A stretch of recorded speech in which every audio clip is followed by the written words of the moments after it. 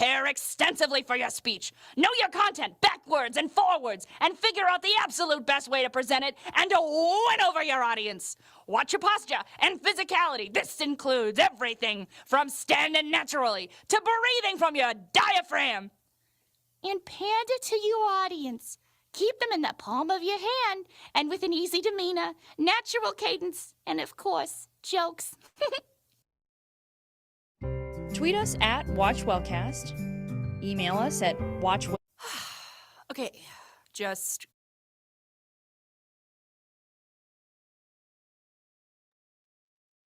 Cukup jelas nggak videonya tadi? Mau diulang? Tentang apa tadi videonya?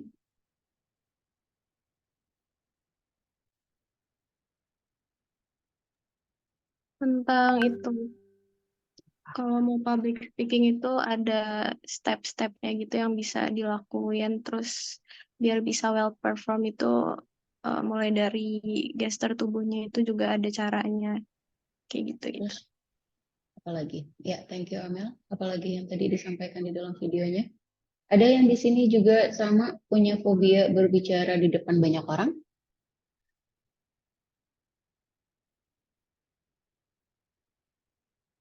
Arik, Muhammad Arik Iqbar. Ya, Bu. Muhammad, kamu punya nervous nggak kalau berbicara di depan banyak orang kira-kira? Kadang ada, Bu. Kadang. Sejauh ini pernah punya pengalaman berbicara di depan orang banyak nggak? Paling presentasi di kelas. Jadi paling banyak satu kelas gitu ya? Iya. Oke. Ada di sini yang udah punya pengalaman berbicara mungkin nggak cuma ke teman kelasnya, tapi misalnya lagi sosialisasi kegiatan ke kampus lain atau ke anak-anak sekolah SMA, SMK lain. Atau mungkin dulu pas waktu SMA punya kegiatan di organisasi yang mengharuskan berbicara di depan umum. Ada yang punya pengalaman itu?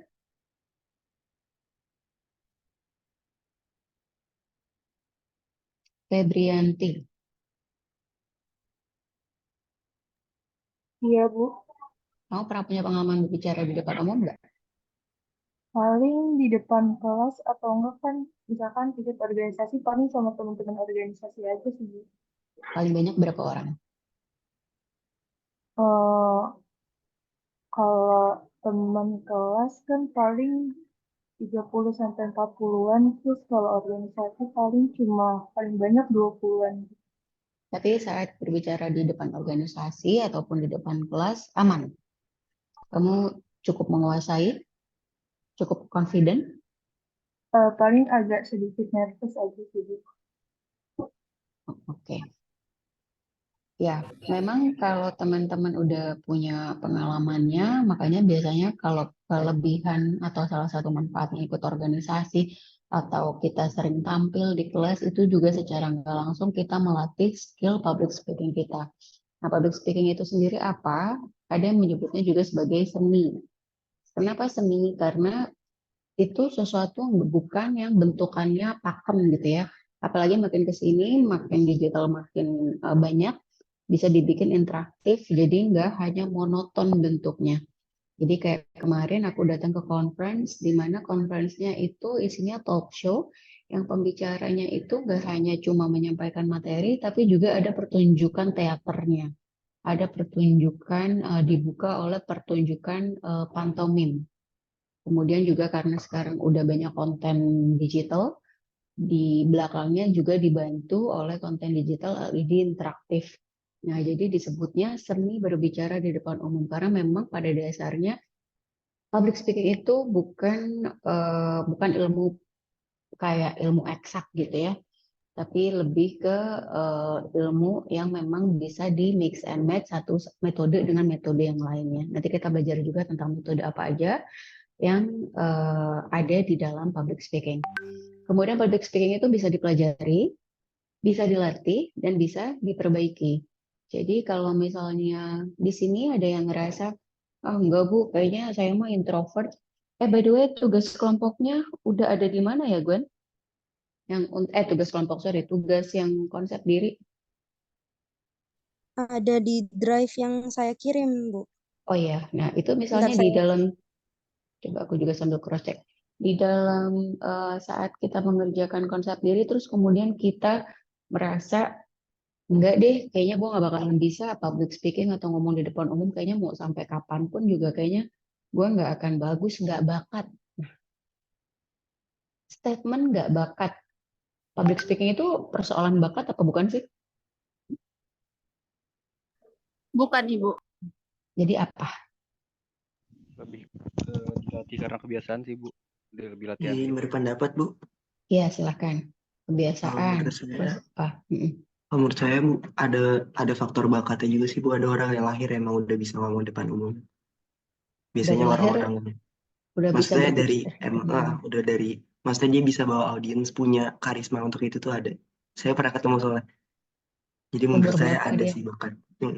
Cuman Umur umur berapa itu bisa tahu orang ini punya karisma atau punya em, potensi di public speaking gitu. kalau itu mungkin bervariatif ya, Bu. Ada yang, Mm-mm. soalnya kan mungkin aja dia nggak pernah nyoba dan nggak pernah ada yang nggak pernah ada yang dia lihat untuk melakukan hal itu, jadi dia nggak nyontohin hal itu, Bu.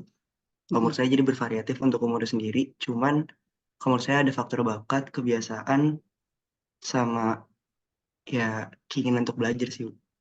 Oke. Bakat, kebiasaan, dan keinginan untuk belajar. Oke, thank you Rifki. Ada yang punya pendapat lain? Bentar ya, saya sambil ganti bangku. Ada yang punya pendapat lain? Silahkan, saya bisa sambil dengar kok.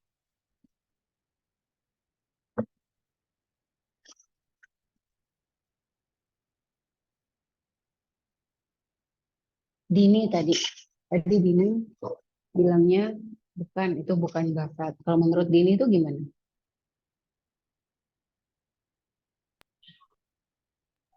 Ya biasanya kalau berbicara depan umum itu bukan bakat karena itu tergantung kepercayaan diri seseorang dan dia menguasai materi. Nah, itu dia bakal lancar gitu bicaranya, Bu.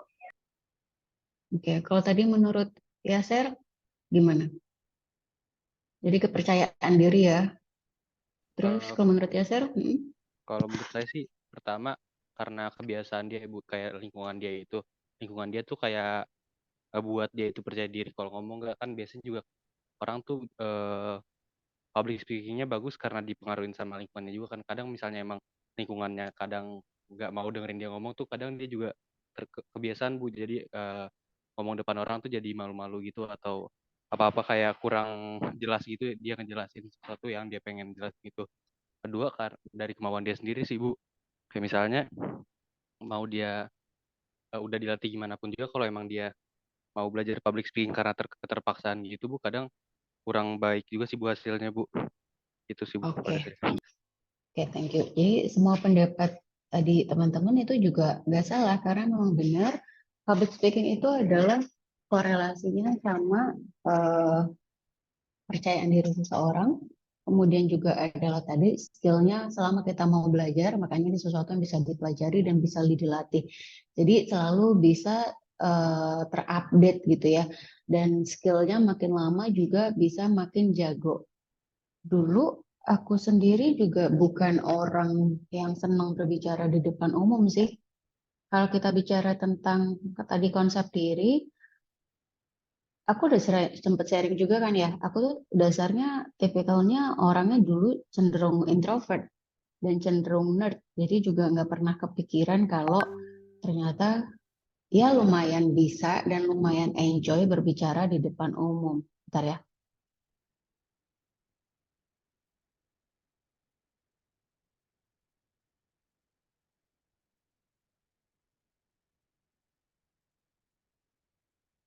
Kira-kira kalian percaya nggak kalau dulu saya sama sekali nggak nyaman boro-boro untuk berbicara di depan umum ya. Berbicara sama temen pun juga sangat terbatas ya. Karena tadi dasarnya memang bukan orang yang eh, dari awalnya ekstrovert gitu.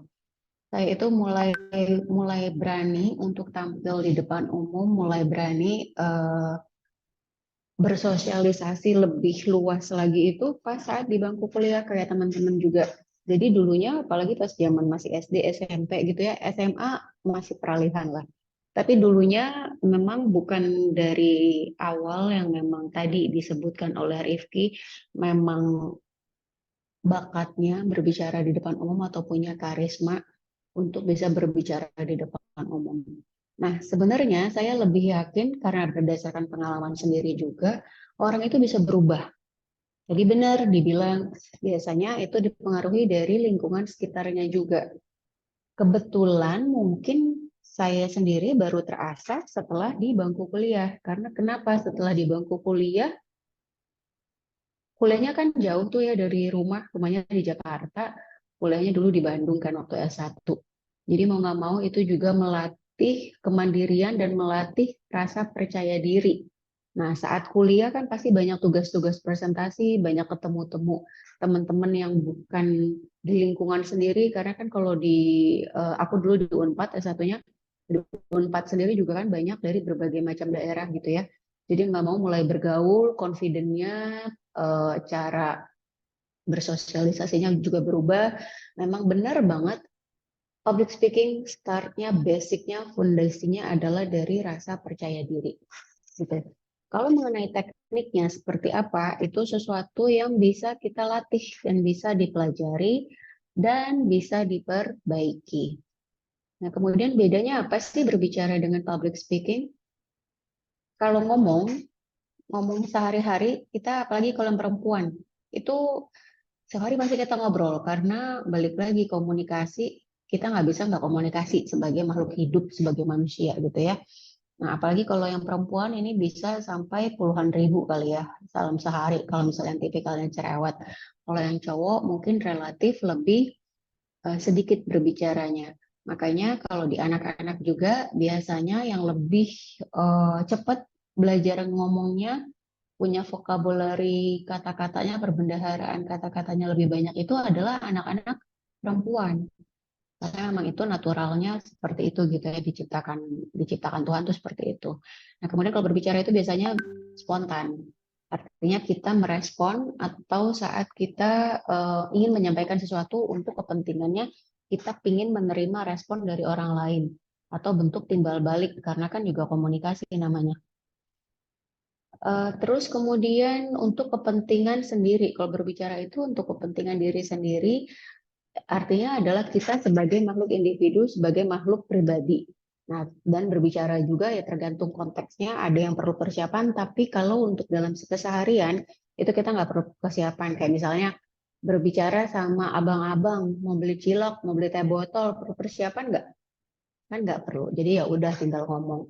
Nah, bedanya kalau public speaking itu biasanya kita punya waktu yang sudah ditentukan, durasinya berapa lama, lokasinya di mana, walaupun misalnya tadi teman-teman baru punya kesempatan untuk bisa presentasinya di teman kelas. Tapi kan udah tahu kapan jadwal kuliahnya, kapan jadwal presentasinya. Jadi apalagi kalau yang untuk menjadi narasumber dalam konteksnya di luar kelas ya, udah yang lebih besar lagi, yang udah lebih profesional lagi, biasanya itu udah pasti punya jadwal. Kayak ini, misalnya tadi saya baru menerima undangan, nanti ada undangan ya hari Sabtu jam 9 sampai jam 12, lokasinya di auditorium. Nah, itu udah ada waktu slotnya yang ditentukan. Kemudian public speaking itu juga perlu belajar untuk mengendalikan dan meningkatkan kualitas. Kualitas apa sih yang perlu dikendalikan dan ditingkatkan di sini?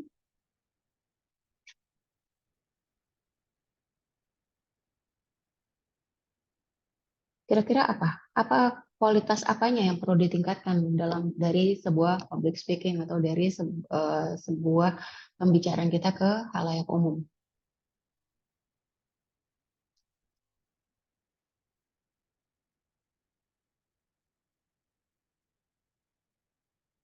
Diana, apa yang perlu ditingkatkan skill-nya, apa yang perlu diperbaiki saat kita melakukan public speaking kira-kira?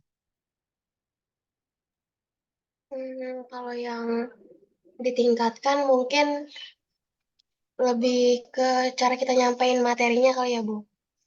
Terus apalagi ya, itu benar. Cara kita Kalau menyampaikan. yang satu lagi tadi apa, Bu? Mengendalikan dan Oh, meningkatkan kualitas. kalau untuk yang mengendalikan mungkin kita mengendalikan audiensnya untuk bisa terus keep merhatiin kita terus kali ya. Menurut saya sih itu, Bu. Ya, itu benar.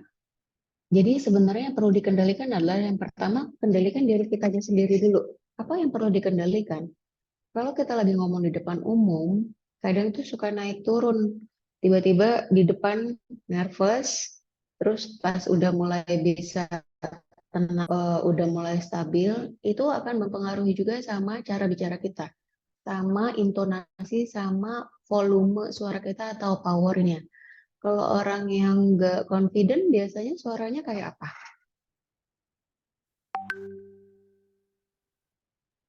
Kecil Gimana dan nggak suaranya? jelas, Bu.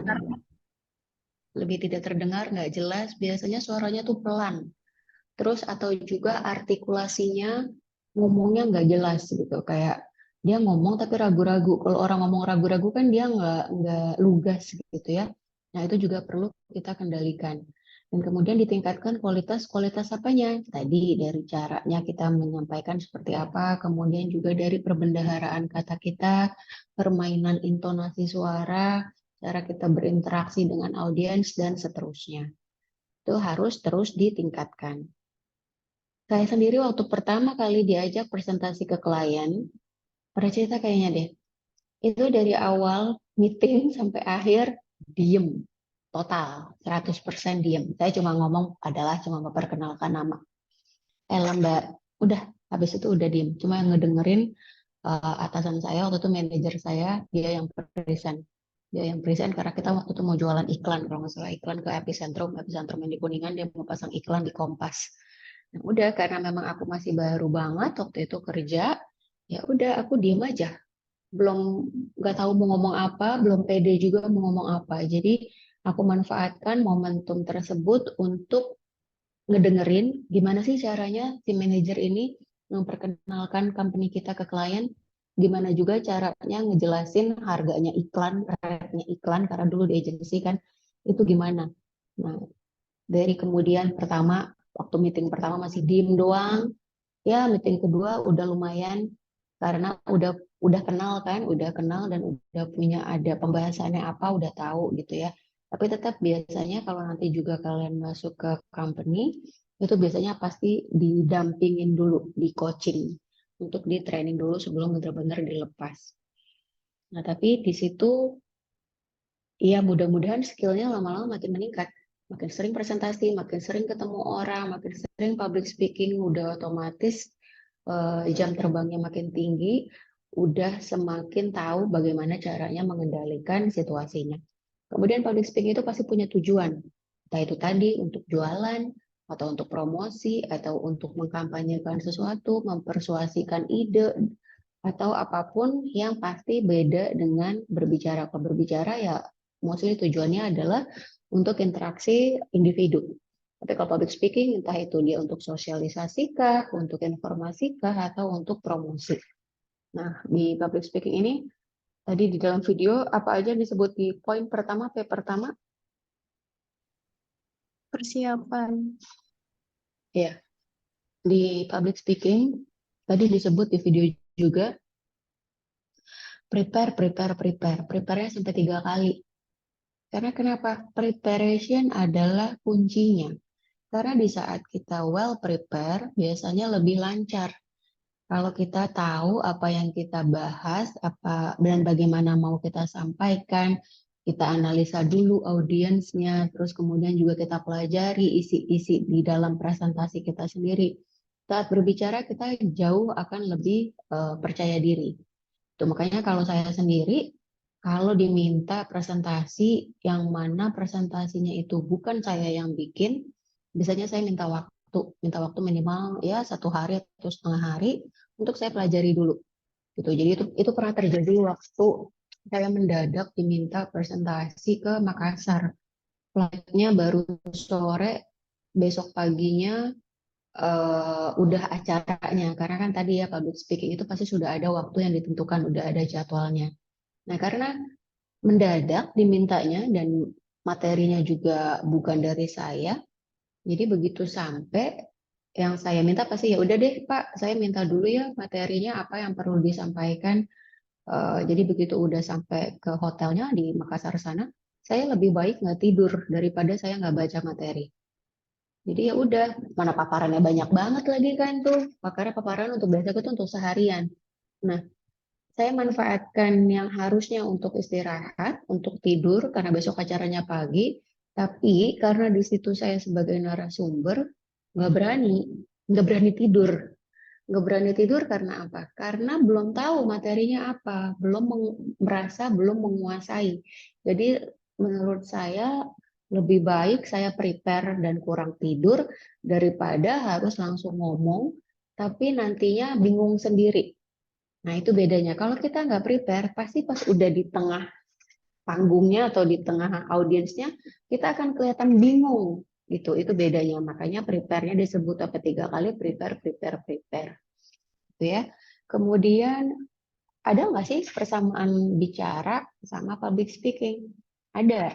Sama-sama nyampaikan ide atau gagasan, sama-sama ada kata-katanya, ada kalimat, ada bahasa, sama-sama juga menggunakan bahasa nonverbal, dan ada yang mendengarkan, dan kemudian juga menggunakan alat bantu. Walaupun kalau di public speaking, pasti alat bantunya lebih banyak dan lebih teknis. Apa aja misalnya alat bantu yang digunakan saat public speaking?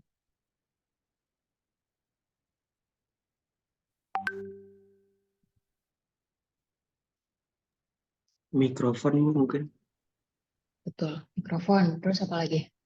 Terus apa sih? Saya nggak tahu lagi Bu namanya. Yang ditulis Yang di mana? layar belakangnya audiens gitu. Jadi kita Ditulis bisa lihat di tulisannya. Jadi audiens nih, kan audiens ada kok kita Bu. Nah di belakangnya audiens itu ada layar, cuman yang lihat tuh bisa kita. Iya, LED iya mungkin atau sih. screen. Ya, Iya buat betul. lihat.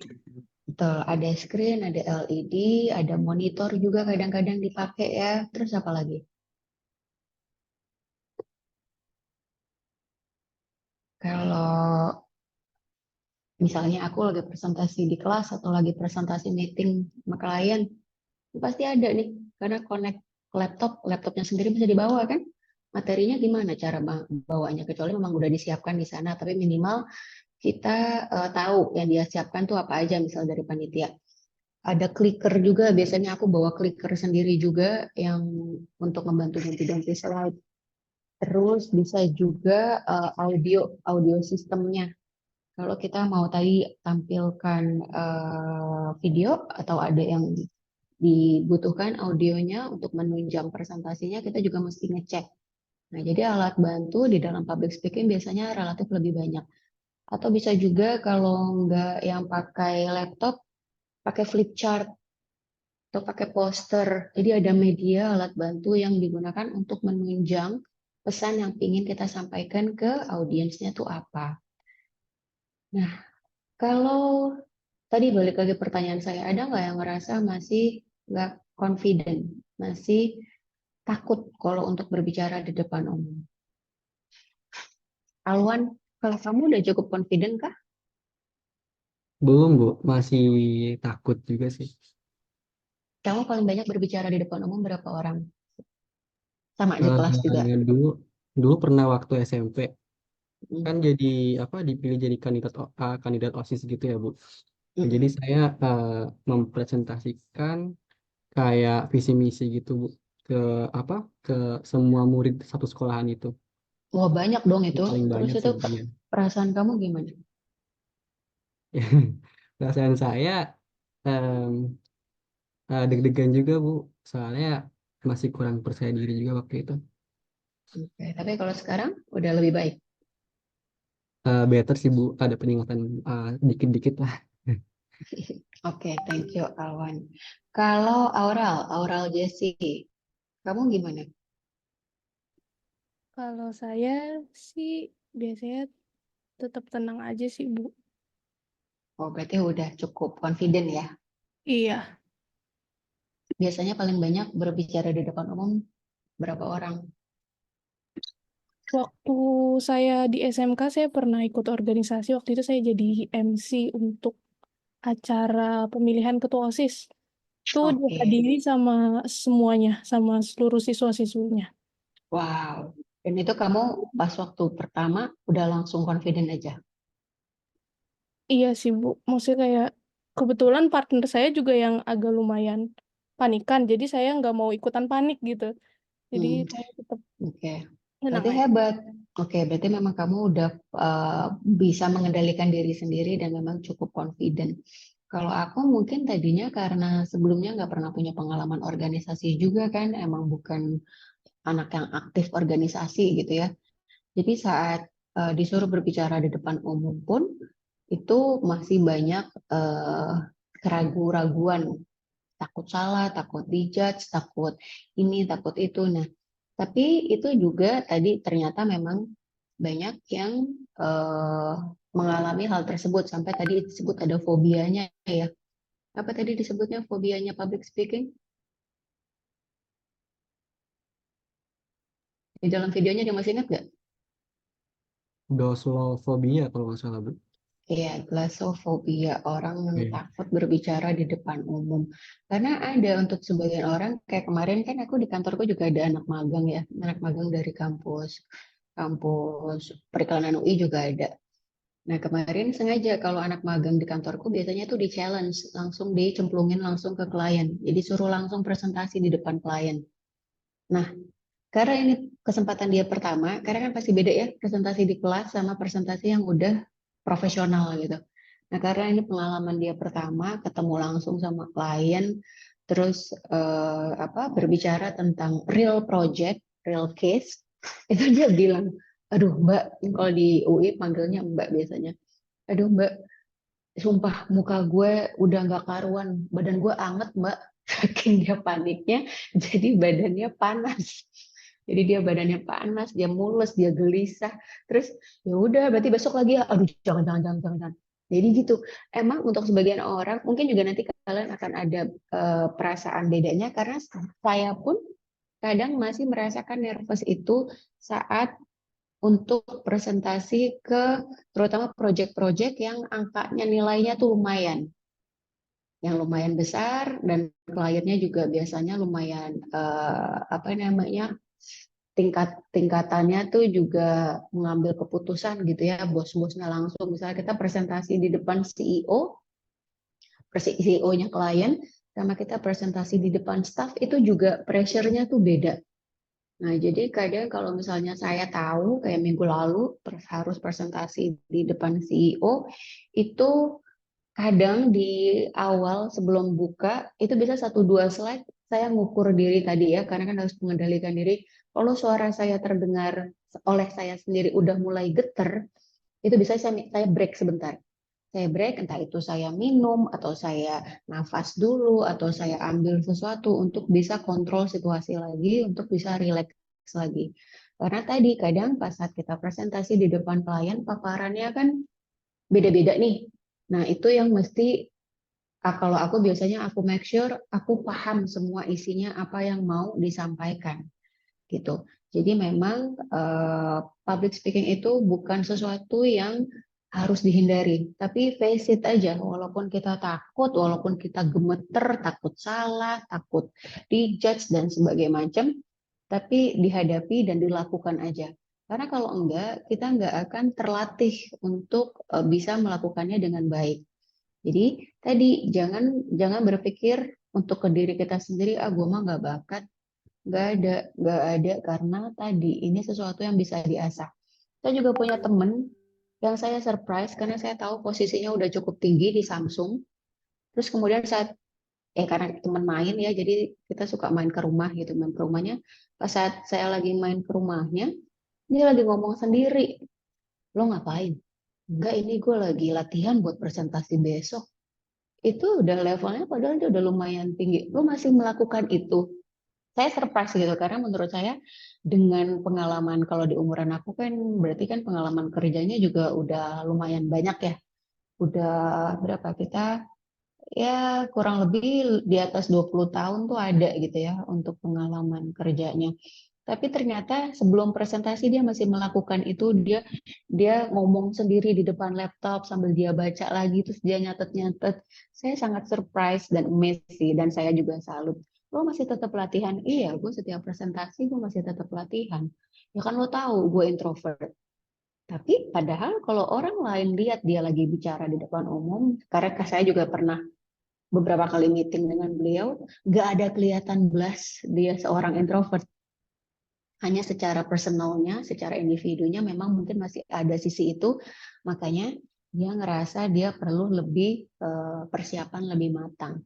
Nah, jadi balik lagi, public speaking itu sesuatu yang bisa dilatih, bukan persoalan bakat, tapi adalah mau atau enggak dari kitanya untuk terus skill up, untuk terus melatih diri kita supaya bisa menjadi public speaker yang baik. Nah, proses komunikasi dalam public speaking ini sama ya, seperti teori komunikasi yang lain, bahwa di sana ada pembicaranya, si komunikatornya, kemudian juga ada pesan yang ingin disampaikan, ada audiens, siapa yang mendengarkan, kemudian juga ini medianya tatap muka, biasanya kalau public speaking bisa dilakukan secara langsung, melalui Zoom tatap muka juga Mbak? Melalui Zoom Iya, tapi nggak secara langsung. betul. Media Zoom ini pas saat pandemi itu kan banyak sekali membantu kita ya. Dan saya pun waktu pandemi beberapa kali menjadi narasumber untuk kegiatan literasi digital gitu ya. Yang mana semuanya dilakukannya pakai Zoom. Di mana saat itu Zoom masih sebagai media yang baru ya. Nah, itu dilakukannya tatap mukanya, tatap muka via screen. Tetap akan beda dengan tatap muka yang dilakukan tanpa, sorry, siapa namanya, Yonanda, mic-nya boleh tolong di-mute dulu. Dengan tatap muka yang dilakukan tanpa ada media gitu ya. Kalau kita di ruang kelas itu pasti beda sih. Kemudian ada umpan balik atau feedback. Nah, kemudian ada noise, tetap ada ya, dan ada situasinya seperti apa. Kalau di dalam public speaking ini pasti punya tujuan tertentu. Jadi kita udah bisa membaca situasinya seperti apa.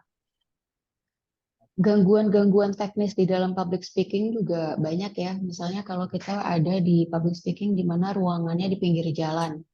Nah, itu udah otomatis kita perlu dibantu oleh audio supaya suara kita mic-nya terdengar. Atau misalnya kita melakukan presentasi tapi ruangannya terlalu terang.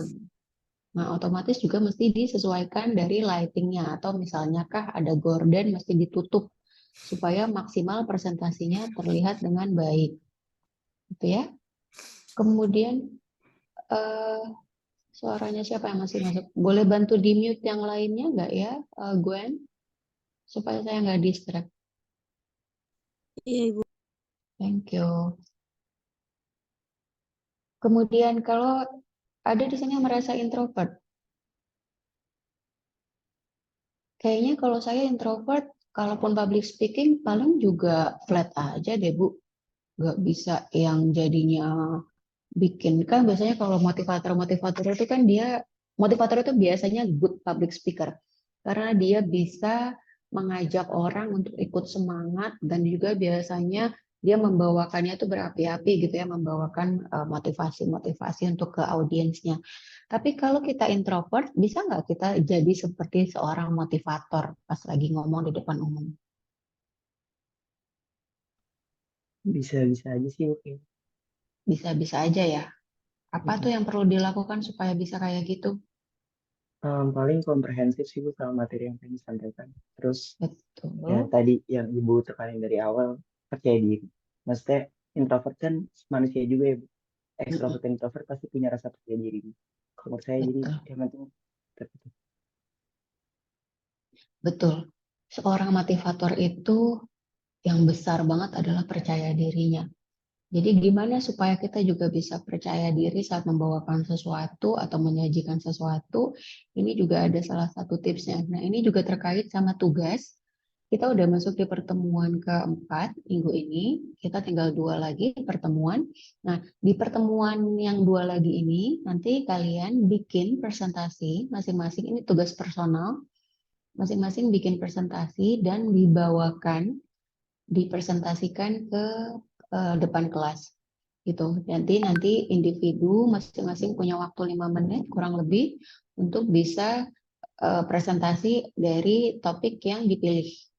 Topiknya apa? Topiknya bisa kalian bebas pilih selama tidak mengandung sara dan bisa memilih produk atau jasa untuk kalian presentasikan. Atau misalnya saya nggak pengen jualan Bu, saya pengen kampanye. mengkampanyekan gaya hidup sehat, mengkampanyekan tentang mental illness, membangun awareness tentang kesehatan mental, boleh. Jadi pilih topik yang kalian suka dan kalian bisa dalami gitu ya. Kemudian pakai rumus 5W1H dan bawakan nanti presentasinya dengan metodenya senyaman mungkin gitu. Kenapa sih kalau presentasi itu harus dibawakannya dengan nyaman oleh pembicaranya? Kenapa kira-kira?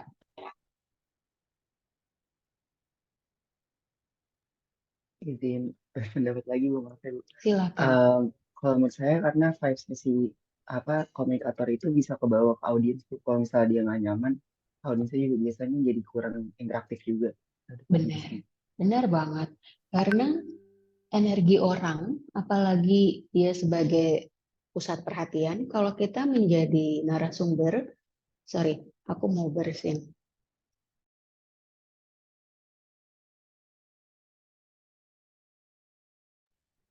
Gak jadi lagi bersinnya nggak enak banget ya. Jadi tadi kalau kita tahu kita sebagai narasumber itu kita udah harus siap kita akan menjadi pusat perhatian. Saat kita menjadi pusat perhatian, otomatis tadi apapun yang kita lakukan itu akan tersampaikan sinyalnya ke orang lain. Kalau kitanya itu nggak percaya diri, nggak nyaman sama diri sendiri, nggak nyaman dengan keberadaan kita di depan sebagai narasumber, itu udah otomatis secara nggak sadar gesture kita juga akan menunjukkan hal yang sama.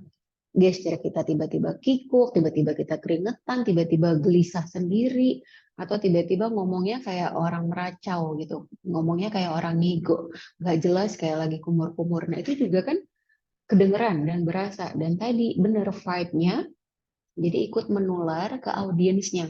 Audiens dalam 3 menit pertama akan melihat ini mau didengerin, diterusin atau enggak. Kecuali kalau misalnya lagi di ruang kelas yang memang kewajiban gitu ya. Kalau misalnya ini adalah ya, di luar, di misalnya ketempatan meeting gitu, presentasi meeting, di 3 menit pertama ternyata kitanya terlihat tidak siap, bisa-bisa ya memang di stop sama kliennya. Oh oke Mbak, nanti kita ketemu aja minggu depan kalau Mbaknya udah siap ya. Itu juga sangat mungkin terjadi gitu ya. Jadi tadi benar, biasanya audiens akan merasakan, bisa melihat dari gesture-gesture yang kita tampilkan, kita itu nyaman atau enggak ada di depan. Gitu. Kemudian sampai sini ada pertanyaan dulu nggak?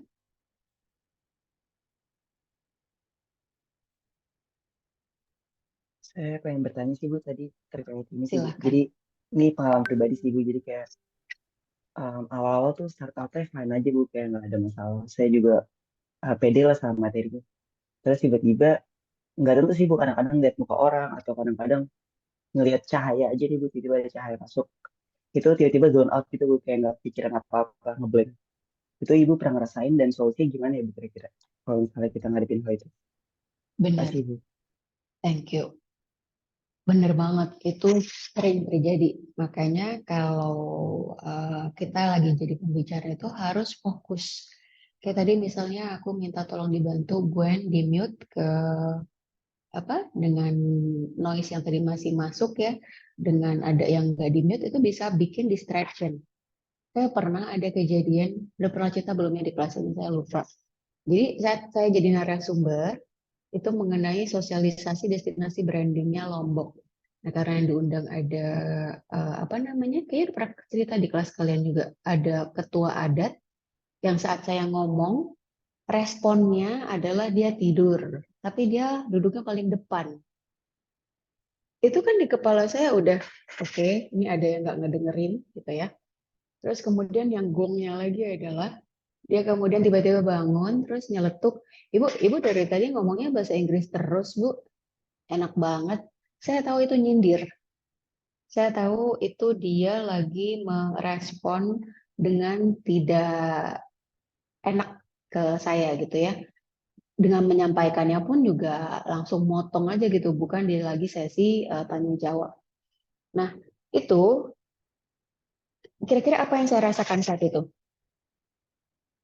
Saat di depan umum, secara nggak langsung ada orang yang pingin apa ya, memberikan respon yang negatif dari apa yang kita sampaikan. Kira-kira reaksi saya tuh gimana?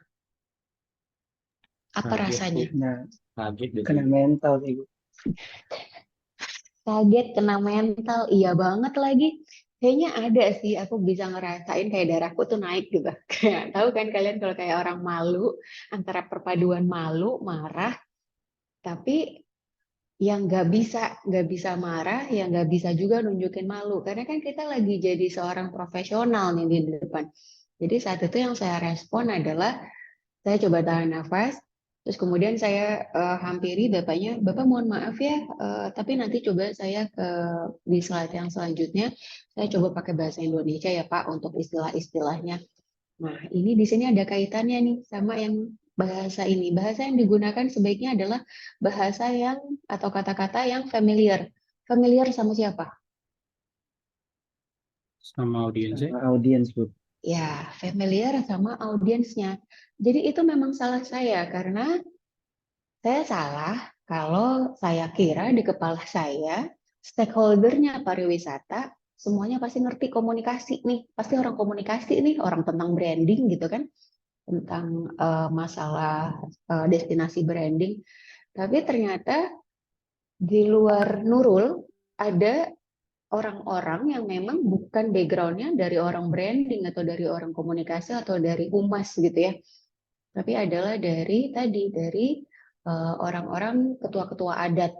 Dan kalau ketua adat ya kan sangat variatif backgroundnya ya. Bisa jadi memang dia dituakan karena memang dia mungkin turun-temurun sesepuh tinggal di daerah itu udah lama gitu. Atau yang lain-lainnya. Tapi dia juga bukan orang komunikasi, dia bukan orang branding. Itu yang saya salah. Makanya sampai dia langsung kasih feedback di depan semua audiens yang lain dan dengan posisinya yang agak ngenyek gitu ya, yang kayak enak banget Bu ngomongnya sambil tiduran aja gitu, kayak kayak nggak penting banget nih lo gue dengerin gitu loh, ada sinyal kayak gitu.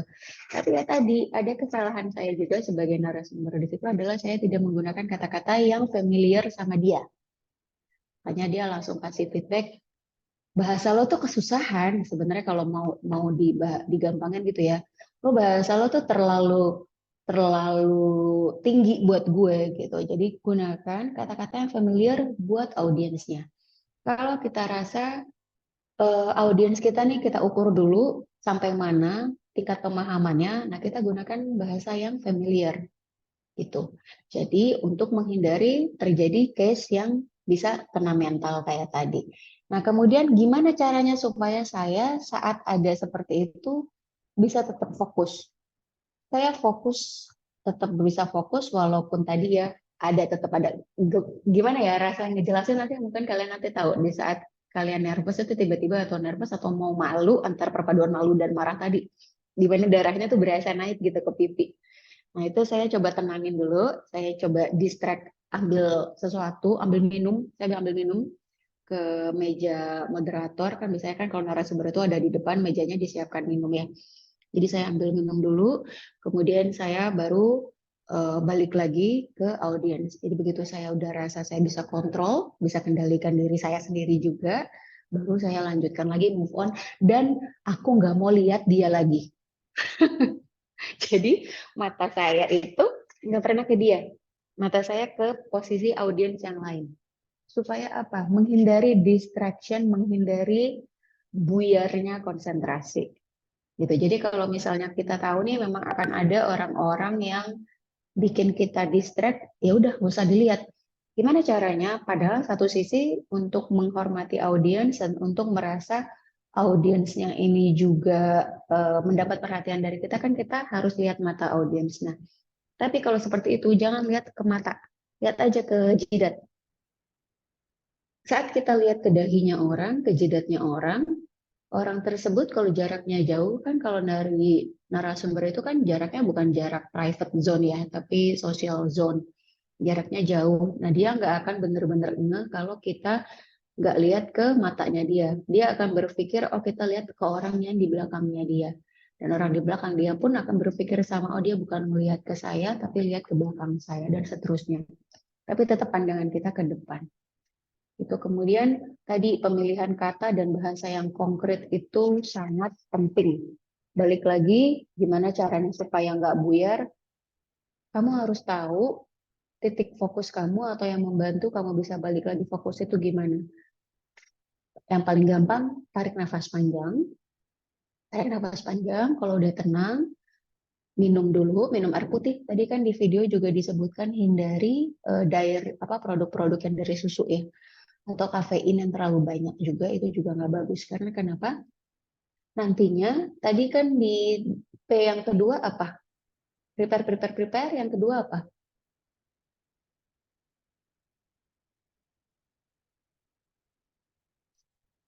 Ada yang ingat tadi isi videonya?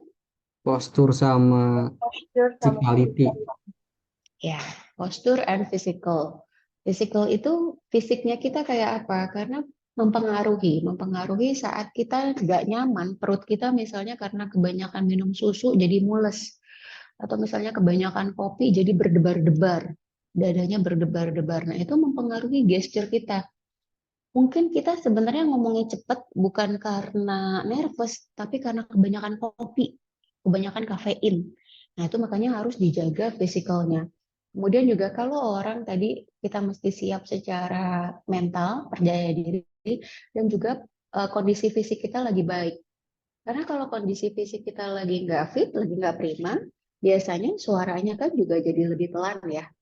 Suaranya lebih pelan, terus kemudian juga gesture kita juga jadi mungkin ada berasa lemesnya, atau kitanya juga jadi gampang nggak fokus karena kondisi badannya lagi nggak fit atau lagi kurang sehat.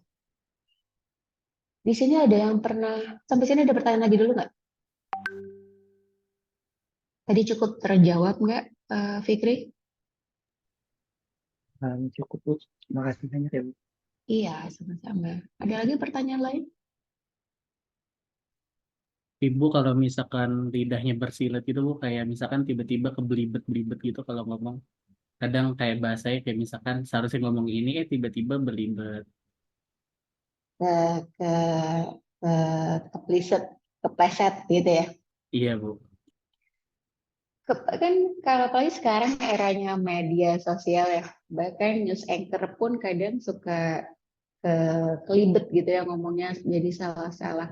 Itu gimana caranya? Ya kalau pas lagi kita berbicaranya di depan umum, ternyata kita nggak sengaja mengucapkan kalimat yang misalnya apa ya yang misalnya gampang kelisep gitu. Apa misalnya kamu ngomong-ngomong apa jadi apa misalnya? Misalkan ini contoh aja Bu, misalkan in the beginning jadi in the beginning Bu. Ini misalkan contohnya aja Bu. Saya lupa Iya, iya. kata-katanya. Iya.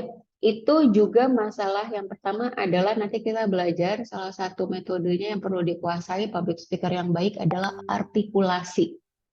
Jadi biasanya kalau di kelas-kelas public speaking itu dia belajar A, I, U, E, O, terus cara kalau kamu perhatikan deh, kalau di news anchor atau presenter-presenter itu biasanya dia cara pengucapan vokalnya tuh jelas.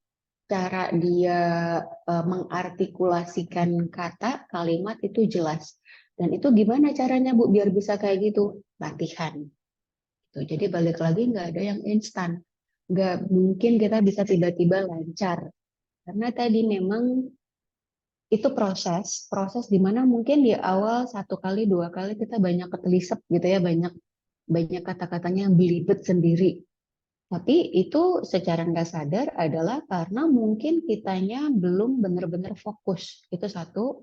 Kedua, kitanya belum benar-benar yakin dengan materinya dan kitanya nggak melakukan persiapan. Kalau kita latihan, itu biasanya artikulasi kita juga karena kita lebih confident ya, lebih percaya diri, akan terbawa artikulasinya lebih jelas. Intonasi kita juga lebih jelas. Dan aku juga baru ngeh soal ini ya, waktu aku record untuk kan biasanya kalau lagi jadi narasumber gitu ya udah di sesi dokumentasi paling banyak foto gitu ya, foto ataupun video juga jarang aku lihat ulang karena kan kalau video dokumentasi event atau kegiatan atau acara kan nggak fokus ke diri sendiri ya, pasti kan ada pembicara yang lain ke kegiatan yang lainnya. Nah, Ini aku baru sadar, baru bener-bener notice kalau ternyata cara aku bicara, artikulasinya, cara pengucapan kalimat dan intonasinya saat aku ngajar atau lagi bicara di depan umum ternyata tuh beda sama lagi kalau aku bicara sehari-hari as a person gitu ya, sebagai seorang individu. Dan itu aku notice-nya saat anak aku nonton YouTube aku. Jadi aku pernah bikin konten YouTube ngajar pas waktu pandemi kemarin. Itu pas waktu dipasang, jadi dari sebelum anakku nonton, yang tim produksinya, kameramennya kebetulan juga temanku. Terus dia, yaudah ya, ini langsung gue nyalain kameranya, lu ngomong aja langsung ya. Oke, ya udah dia cuma kasih kode 3, 2, 1, action gitu kan kalau kamera ya. Nah, terus udah aku langsung ngomong. Nah, pas aku ngomong ngejelasin kayak gini kayak lagi di kelas gitu kan ya. Tapi terus tiba-tiba pas udah lagi ada break karena akunya yang tiba-tiba nggak fokus, cut kan gitu ya. Terus dia juga komen, "Kok lu suara lu bisa tiba-tiba beda gitu sih pas udah on cam di depan kamera?" Emang iya ya? Iya, beda banget sumpah dia bilang sama lo lagi ngobrol. Aku kan biasanya kalau lagi ngobrol sama temen ya biasa banget, biasanya kayak cenderung mungkin suaranya juga gengges gitu ya. Tapi tiba-tiba pas dia ngelihat aku udah mulai record lagi sesi aku ngajar, lagi sesi as a presenter gitu ya, itu beda banget. Nah, itu satu dari temenku yang kameramen, aku dengar komen itu. Terus kemudian pas anakku juga lihat, pas aku lihat, "Mama, aku mau lihat dong video YouTube-nya Mama yang kemarin Mama bikin." Nah, pas aku kasih lihat, komennya juga sama. "Mama, kok suaranya beda? Emang itu Mama?" Lah, ya iya, emang itu suara Mama. Dia sampai sampai nggak ngenalin suara ibunya anakku. Karena ternyata, oh mungkin memang kalau buat orang sehari-hari yang diajak ngobrol, sama kemudian saat aku lagi jadi presenter, lagi membawakan materi atau apapun yang hubungannya untuk publik, emang ternyata secara nggak sadar itu udah kayak ada switchernya gitu kalau di aku. Mungkin tadi itu masalah jam terbang ya, masalah karena semakin kita sering jadi presenter, semakin sering kita ngomong di depan banyak orang, secara nggak sadar suaranya pun, mulutnya pun ikut adjustment, auto adjustment. Nah gitu. Kemudian teman-temanku juga ternyata gitu pas mereka ngelihat rekaman aku ngajar itu, lo kenapa beda banget ya pas lagi ngajar ngomongnya? Nggak tahu.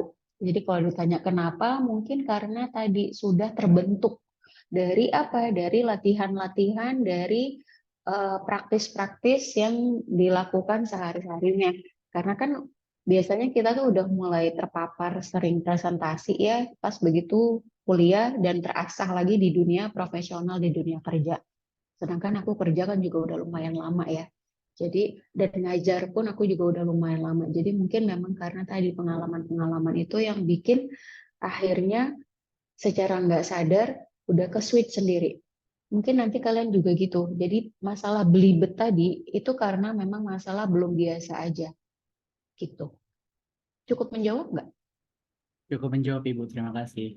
Sama-sama. Ada pertanyaan lagi?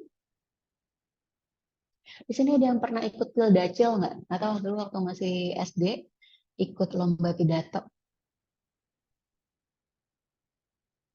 Tahu Pildacil nggak? Enggak. Enggak, Bu. Nggak tahu ya. Di kelas 11 tahu loh ada pesertanya lagi.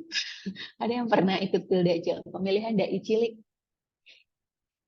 Biasanya kalau pas di bulan-bulan puasa itu kayak ada lomba-lomba anak kecil ngikutin gayanya seolah-olah dia jadi ustadz.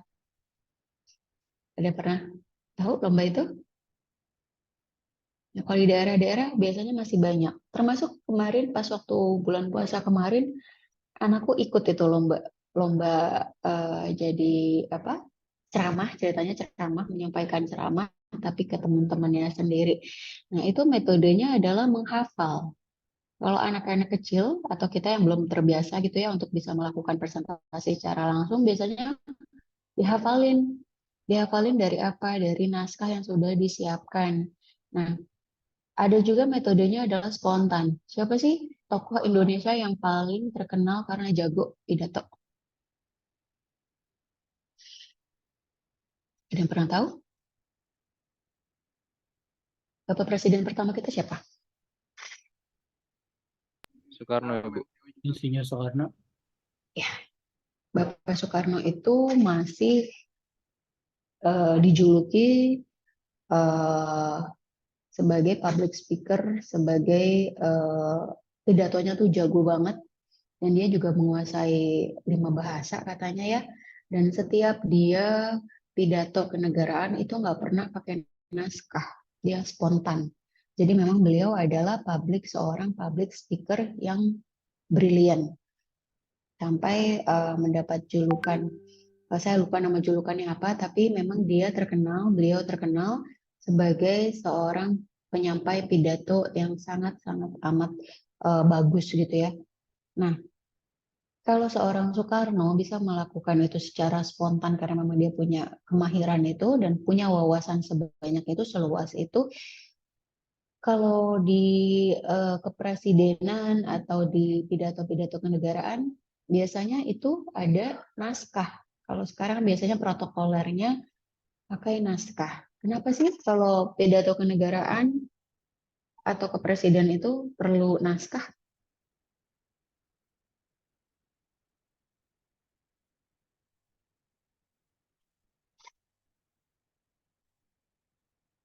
Kira-kira kenapa? Adelia Puspita. Adel ada? Iya, Ibu. Kalau menurut kamu kenapa?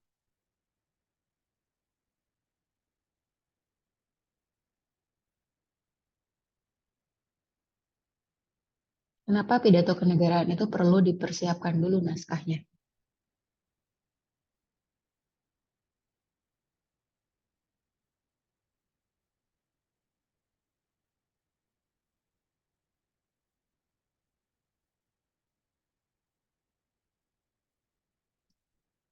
Gimana Adel? Adel masih ada?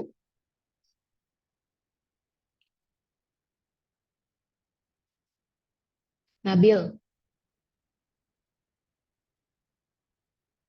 Ya Bu, kalau menurut saya karena biar ngomongnya tuh nggak terlalu panjang atau kemana-mana dan itu kan juga resmi ya, udah langsung ke tujuannya gitu Bu.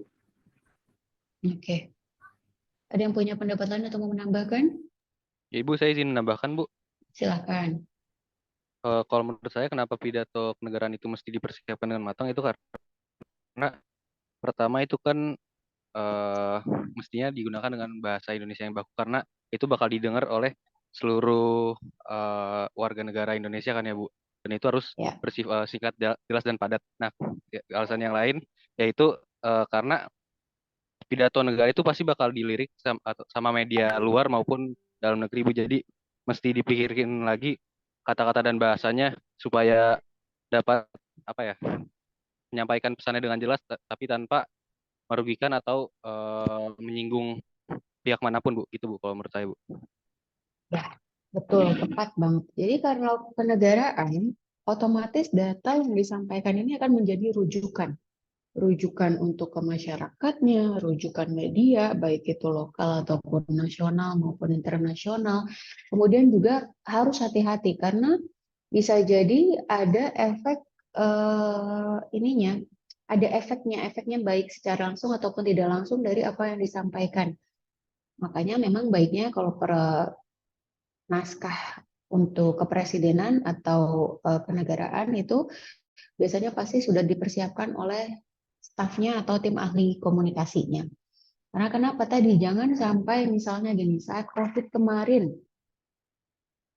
waktu COVID mungkin kalian kalau masih ingat, Menteri Kesehatannya sempat beberapa kali melemparkan statement yang justru bukan menenangkan, tapi sebaliknya, bikin warganya tambah panik, bikin kita masyarakatnya tambah gelisah gitu.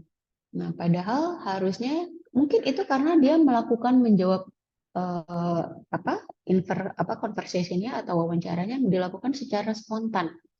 Nah, kalau kita sebagai negarawan atau kita sebagai instansi, nggak mesti negarawan ya, nggak mesti hanya yang pemerintahan, tapi misalnya swasta juga instansi, kita melakukan pidato tentang suatu hal yang agak serius, tapi kita melakukannya spontan, kecuali memang kita sangat amat menguasai datanya, yang mana hampir hampir agak sulit ya. Misalnya data berupa angka dan tentang angkanya bilangan jutaan. Gimana cara ngafalinnya dalam waktu sesingkat mungkin? Itu fungsinya naskah gitu. Makanya supaya apa? Saya tadi benar, supaya fokus bahasannya, topiknya, dan angka-angkanya, data-datanya yang dipaparkan, yang disampaikan itu nggak kemana-mana. Nggak kemana-mana tuh artinya apa? Lari dari topik, out of topic gitu ya, OOT. Dan juga tetap disampaikannya dengan benar, nggak ada data yang salah disampaikan. Karena kalau misalnya data yang benar aja bisa disalah artikan, bisa jadi multitafsir kalau memang didengerinnya setengah-setengah ya. Apalagi kalau memang saat disampaikannya pun tidak berdasarkan data yang benar. Itu bisa jadi nanti malah kondisinya bikin chaos. Gitu. Jadi public speaking itu kalau untuk yang formal banyak, terutama untuk yang posisi leader ya biasanya juga banyak yang sudah disiapkan naskahnya. Karena nggak mungkin juga kalau misalnya dia dalam satu hari mesti ketemu dengan berbagai macam orang gitu, mesti presentasi dengan berbagai macam stakeholder, terus kemudian dia mesti menghafal semua hal gitu di kepalanya juga agak susah ya gitu.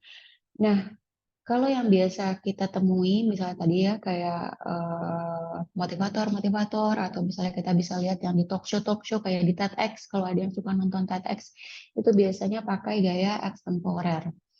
Jadi dia hanya pointer-pointer dan juga biasanya tetap kalau public speaking materinya itu runtut gitu ya.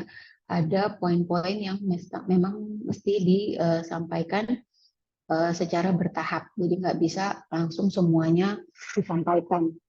Nanti kita sesuaikan lagi dengan apa? Dengan waktu yang disediakan berapa lama. Gitu ya. Nah, tadi ini mungkin terkait dengan pertanyaannya, teknik berbicaranya. Gimana caranya supaya kalimatnya jelas pengucapannya? Waktu saya kemarin ngedengerin anak saya latihan pidato, karena ini masih kelas 4 SD, itu lucu banget karena benar-benar dihafal dan mungkin ada kata-kata yang dia belum familiar yang itu sebenarnya jokes kan karena kan yang ngasih skrip itu kan gurunya ya. Jadi dia ngucapinnya kalimatnya juga aneh gitu. Tapi karena kita punya waktu untuk latihan di rumah, jadi saya bantu untuk ini nih sebenarnya ngucapinnya tuh gimana sih? Kayak gini. Ini contoh paling gampang aku ingat ya. Di teksnya tertulis kan mungkin ceritanya untuk ada interaksi sama audiens ya. Ceritanya ada kalimatannya yang betul apa betul. Biasanya kan kita ngucapinnya gitu ya. Betul apa betul. Karena dia nggak tahu gimana cara mengucapkan kalimat tersebut. Jadi pertama kali dia latihan itu, dia ngucapinnya intonasinya betul apa betul. Jadi kayak statement gitu, bukan pertanyaan tapi jadi statement. Nah, itu karena tadi dia nggak tahu caranya melafalkan kalimat tersebut. Begitu juga saat kita jadi public speaker, kita mesti tahu bagaimana cara melafalkannya atau mengucapkannya dari sebuah kalimat. Kalimatnya, vokalnya harus jelas, singkat, padat, itu relatif ya. Relatif dari apa? Dari waktu yang disediakan. Dan biasanya juga masing-masing orang itu punya karakter, punya style sendiri-sendiri saat berbicara. Yang pasti yang harus adalah jelas, jelas apa yang disampaikannya.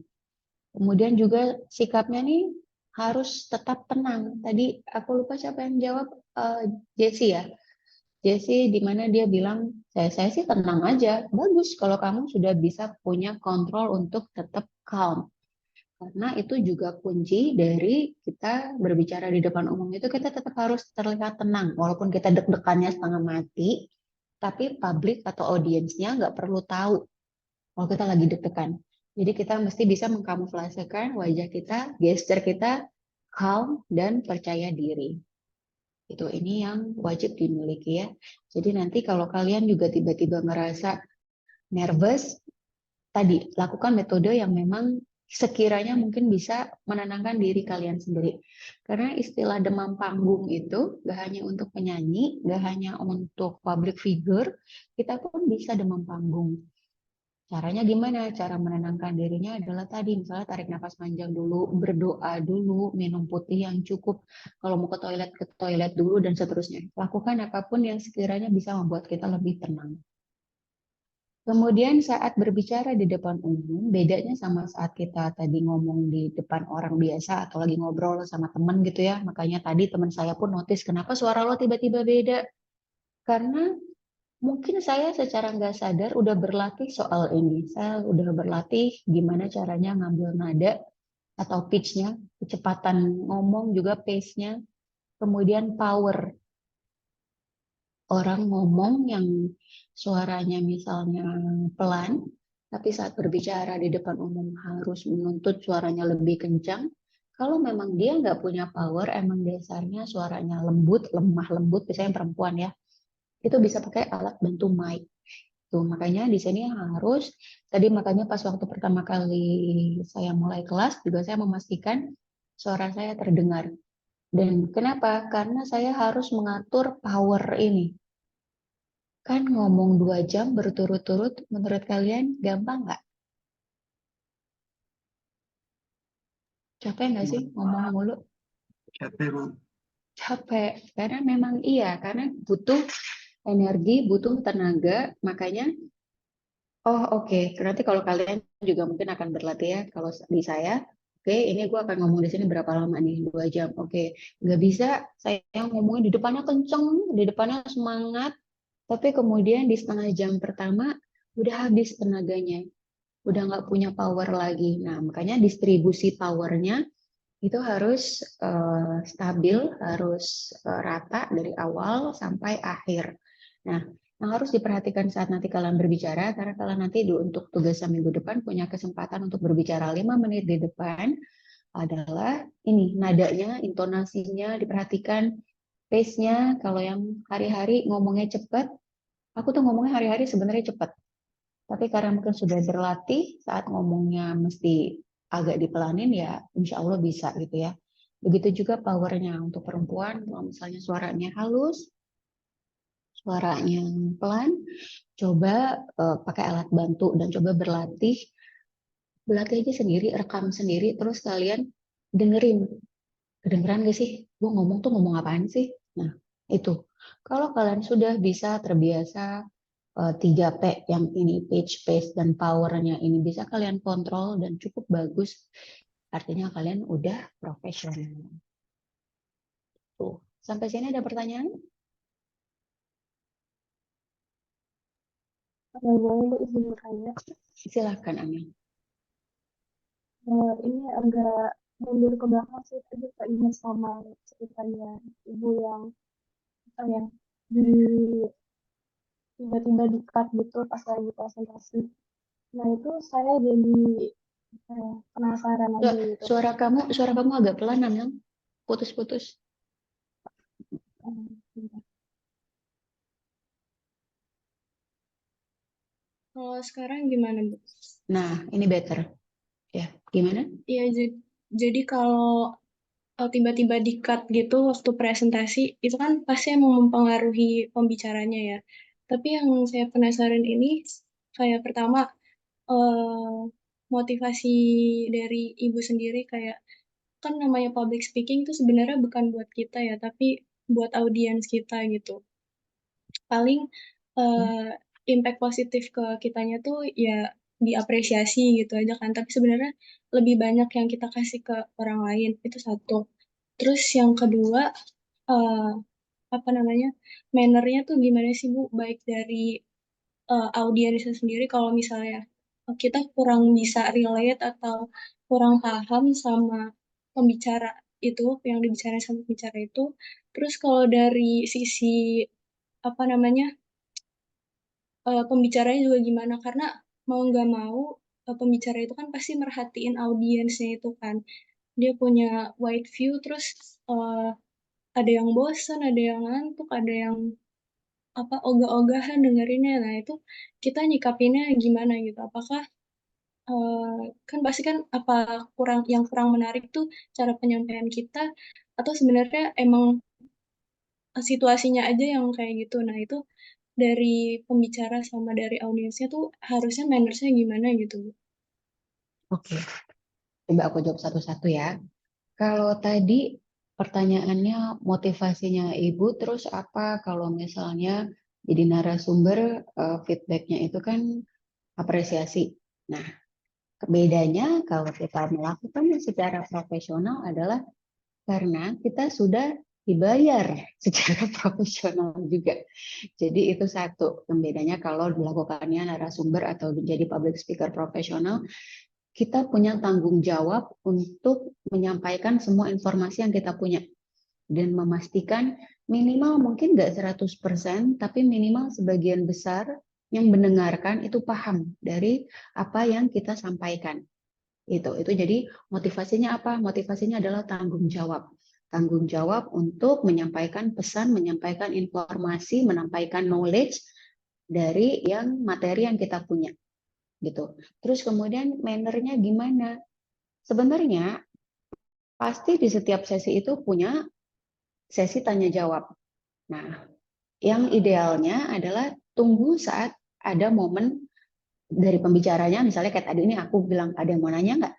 Nah, itu baru kemudian kita raise hand, angkat tangan untuk nanya. Itu attitude-nya yang baik ya.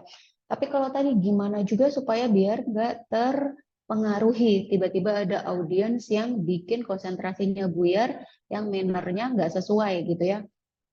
Caranya tadi, pasti kalau kena mental itu pasti, tapi adalah yang paling penting untuk kita kontrol diri sendiri. Untuk kontrol diri sendiri tadi gimana caranya? Kalau tadi yang saya lakukan adalah tadi, saya ambil break dulu sebentar, saya minum untuk menenangkan diri sendiri, sebenarnya shock juga karena dengan reaksinya. Jadi ambil break, tenangkan diri, dan biasanya juga boleh minta tolong misalnya ada moderator ya, itu biasanya moderator juga membantu menenangkan situasi gitu ya. Jadi kalau saat kondisi seperti itu nanti kitanya udah tenang, yang terutama adalah kita jangan fokus ke orang tersebut, tapi kita fokus ke diri kita sendiri dulu. Karena kenapa? Balik lagi, ada tanggung jawab, kita mesti menyampaikan informasi yang kita punya ke audiens yang lain. Jadi anggap saja di audiens yang satu ini yang gengges tadi itu adalah noise, gangguan. Yang di dalam kalau kalian ingat masih flow-nya komunikasi, komponen komunikasi, tadi ada di depan ya, itu pasti ada. Gangguan itu pasti ada. Gangguan bisa berupa teknis, bisa jadi juga gangguannya berupa orang, berupa manusia, berupa wujudnya audiens. Misalnya kalau kalian sosialisasi, misalnya sosialisasinya di lingkungan kelurahan, di lingkungan RT RW, yang mana saat kalian sosialisasi, misalnya kalau ibu-ibu itu biasanya suka dapat sosialisasi mengenai jentik nyamuk lah, mengenai pemilihan sampah, tapi kemudian saat kita melakukan sosialisasi tersebut, ada anggota warganya atau ada audiensnya yang bawa anak, dan anaknya nangis terus sepanjang kita lagi proses sosialisasi. Itu gangguan atau bukan?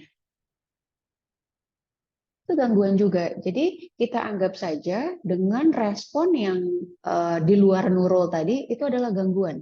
Gangguan yang mana bedanya adalah ini gangguannya datang dari audiens yang memang secara karakter, secara profilingnya tadi ini adalah orang dewasa yang mestinya juga paham kalau ini adalah wadah pembicaraan di depan umum gitu ya. Jadi makanya saya menyampaikan juga yang pertama kali saya lakukan adalah saya minta maaf.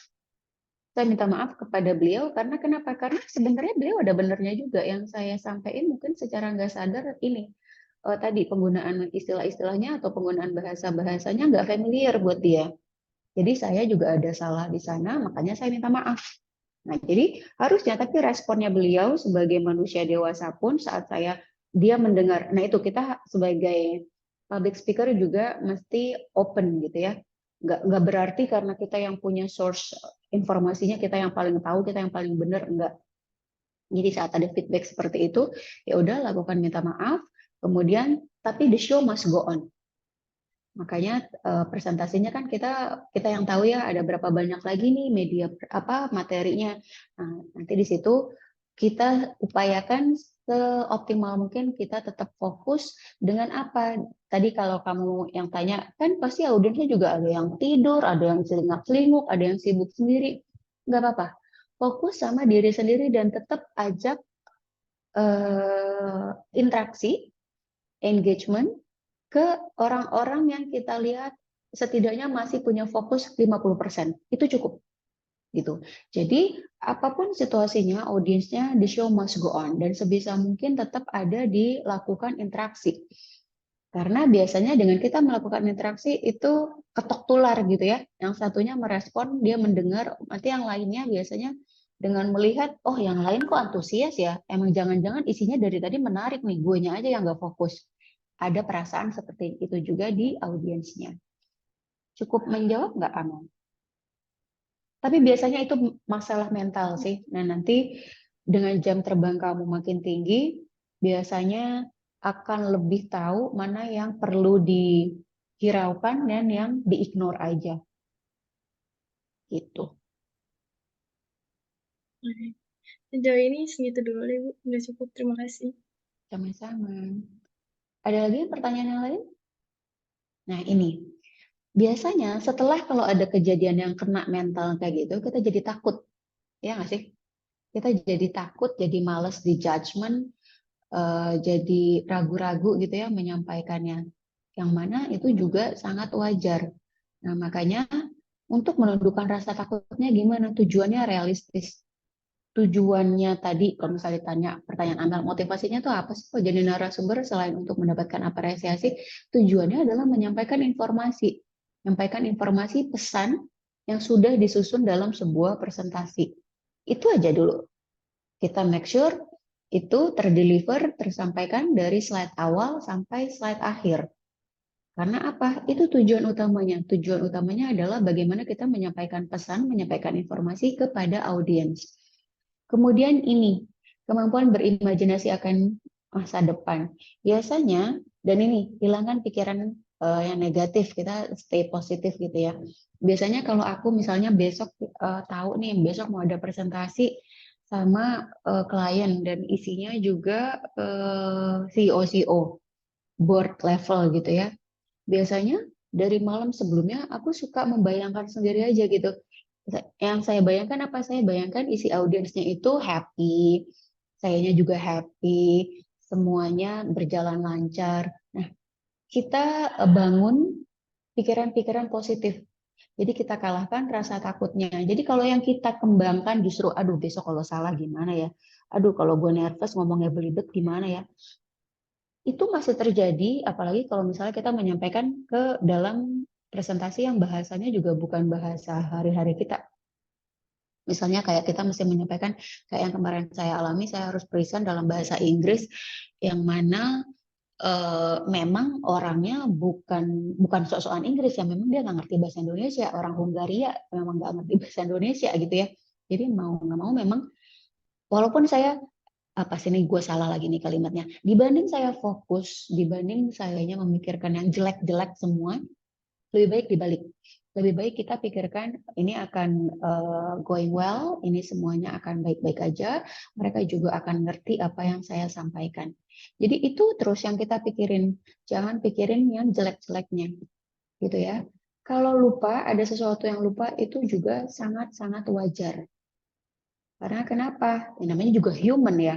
Kan kita manusia, mau introvert tadinya seperti yang disampaikan, kita mau introvert, mau ekstrovert, mau kita takut, mau kita percaya diri, tetap aja perasaan lupa itu sangat wajar. Ada yang lupa, slide ada yang lupa, ketinggalan, boleh balik lagi ke slide sebelumnya.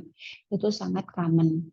Kemudian untuk biar kita juga nggak nervous, kalau aku juga lebih suka datangnya duluan. Untuk apa? Untuk merasa punya kontrol, punya kendali terhadap ruangan yang baru. Jadi biasanya datang lebih awal untuk kita tahu nih, oh posisi pintu di situ. Oh AC-nya ada di sini. Kalau gue duduk di sini seharian agak males sih ya, kedinginan nih lama-lama. Oh berarti perlu bawa jaket besok. Terus misalnya, apalagi yang perlu kita tahu? Oh jarak dari pembicara ke audiens lebarnya berapa. Kemudian juga dengan semakin kita familiar sama ruangannya, itu juga bikin kita merasa lebih nyaman. Merasa lebih nyaman dibanding kalau misalnya kita benar-benar kita telat. Bayangin kalau kita menjadi narasumber, kita datangnya telat, salah lantai, salah ruangan, kemudian juga kita masih dalam keadaan panik, kita nggak nyaman karena ruangannya juga masih asing buat kita gitu ya. Misalnya juga kita pas datang ke gerahan, AC-nya mati, dan seterusnya. Itu jadi secara nggak sadar psikologis kita juga udah chaos di awal. Tapi sebaliknya, kalau kita justru datang lebih awal, kita mengenali ruangannya, kita udah mulai nyaman dengan ruangannya, posisi duduknya di mana, secara psikologis kita juga akan jadi lebih siap. Nah, ini penting ya, kendalikan nafas. Karena tadi kalau orang nervous, nafasnya biasanya cepat, buru-buru. Karena emang itu secara psikologisnya gitu ya. Nah, tapi saat kita udah tahu nih nafas kita udah mulai cepat, kita ngomongnya tiba-tiba udah belepetan gitu ya, udah ribet sendiri, udah kelibet-kelibet, apalagi kalau ngomongnya dalam presentasi bahasa Inggris tuh ya. Itu udah pasti banyak yang kelibet. Tapi udah kalau saat kita udah tahu, kita udah lagi kelibet sendiri, udah mulai fokusnya buyar, nafas dulu. Give me a 5 minute, please a moment, ambil break yang mana ya sebentar aja, nggak bisa lama-lama juga gitu kan, karena mereka nunggu ya, atau enggak izin minum dulu gitu ya. Jadi tetap kita fokus pada pesan apa yang mau kita sampaikan. Kalau audiensnya ada yang rese, audiensnya ada yang terlihat nggak tertarik, it's not your problem. Selama tadi masih sebagian besar masih menyimak dan masih mendengarkan gitu. Jadi sebisa mungkin kita yang kontrol audiensnya. Ini kemudian adalah tadi nih, si non-verbal itu juga penting untuk diperhatikan. Saat kita presentasi, oh ya, sebelum saya lupa, saat nanti besok tugas, misalnya kalian mau presentasi tentang kalian mau jual produk, misalnya Shopee gitu ya, kalian mau menjelaskan tentang Shopee, atau kalian mau presentasikan tentang apa ya yang warnanya mencolok lagi, misalnya kalian seolah-olah mau menjadi staf komunikasinya Pertamina. Nah, itu sebisa mungkin disesuaikan juga sama pakaiannya. Misalnya apa? Saya ingin juga kalian punya kreativitas, misalnya kalian mau jualan barang aplikasi yang mana di situ logonya warna merah. Ya udah, berarti juga pakaian kalian menyesuaikan. Misalnya kalian mau jual jasa traveling, kalian adalah travel planner gitu ya. Ya disiapkan juga seolah-olah kalian memang agent travel. Atau sebaliknya, saya ini Bu, saya memilih untuk menjadi misalnya apa yang menarik buat kalian. Saya adalah startup. Gimana sih cara orang startup biasanya pakai bajunya tuh gimana? Nah, kalian sesuaikan. Kalau kalian misalnya juga, saya dari FedEx, Bu. FedEx tuh bajunya gimana? Ya udah disesuaikan aja. Itu membantu karena tadi nonverbal kita, cara berpakaian kita, berbusana kita itu juga menentukan audiens ini akan memberikan atensi sama kita apa enggak. Lebih baik kita overdress daripada underdress. Underdress itu gimana sih? Nggak rapih. Kalau si narasumbernya lebih rapih, lebih keren daripada si audiensnya, itu udah akan jadi poin plus. Akan jadi poin plus yang mana secara tidak sadar kita sudah menarik perhatian si audiensnya untuk bisa 5 menit pertama aja tertarik untuk mendengarkan kita berkenalan. Saya pernah waktu jadi narasumber di mana ya? Di acara Kementerian Agama gitu ya. Kan kalau dari muka saya suka dikira lebih muda daripada usia saya sebenarnya. Alhamdulillahnya gitu ya. Tapi satu sisi kalau orang yang baru kenal ya suka jadinya mispersepsi gitu. Nah, saya ingat waktu saya jadi narasumber di acara Kementerian Agama, ya mungkin cara berpakaian saya menurut mereka itu bahasanya tuh saya lupa, tapi saya ingat ada satu audiens yang bilang, saya pikir ibu PR-nya hotel, karena ibu rapi banget. Karena mungkin di kepalanya dia, karena saya diperkenalkannya sebagai dosen gitu ya, dan yang lainnya juga pesertanya kebanyakan pengajar, ya kurang lebih sama. Nah, Tapi tadi karena saya ingin menghargai audiens, jadi saya berusaha untuk berpakaiannya juga well groomed, berpakaiannya juga rapih. Saking rapihnya sampai dikira manajer hotel gitu. Itu lucu sih. Tapi setidaknya waktu awal mereka saya perkenalan, itu jadi menarik perhatian mereka. Gitu. Karena kok ini pembicaranya masih muda banget nih, dipikirnya mereka saya masih muda, padahal sih nggak muda-muda banget juga. Begitu dikenalan interaksi satu-satu, banyak juga yang ternyata lebih muda dari saya. Tapi ya tadi memang kalau udah masalah appearance, orang punya persepsi masing-masing ya. Tapi saat kita menunjukkan siap dengan gesture kita, percaya diri kita, pakaian kita, well groomed, itu biasanya juga membantu orang jadi lebih pingin menyimak apa yang kita sampaikan. Kemudian tadi ini suara penting ya, intonasi, cara penyampaian kalimatnya gimana, menutup, membuka, itu kan kalau di kita khasnya apa sih kalau biasanya kalau presentasinya orang Indonesia, apalagi di kementerian itu sering banget, biasanya suka dibuka pakai apa? Setelah salam, pakai apa? Pantun bukan Bu? Iya benar, orang kita tuh seneng banget pakai pantun. Boleh nggak? Ya boleh-boleh aja. Karena kenapa? Itu bisa jadi ice breaking. Bisa menjadi membantu kita untuk mendapatkan perhatian dari audiens kita dan sekaligus menghibur mereka gitu dengan pantun. Karena kan kalau pantun tuh lucu ya.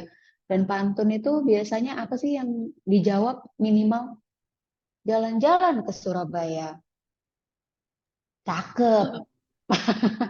Itu kan kayak standar ya kayak, tapi dengan mereka menjawab cakep itu secara nggak langsung kita mengajak, yuk ini udah mulai nih presentasinya, yuk simak yuk gitu. Jadi udah kita menarik responnya dari audiens dengan cara yang lebih casual dan tidak terlihat maksa gitu ya. Nah itu bisa kita pakai juga tipsnya.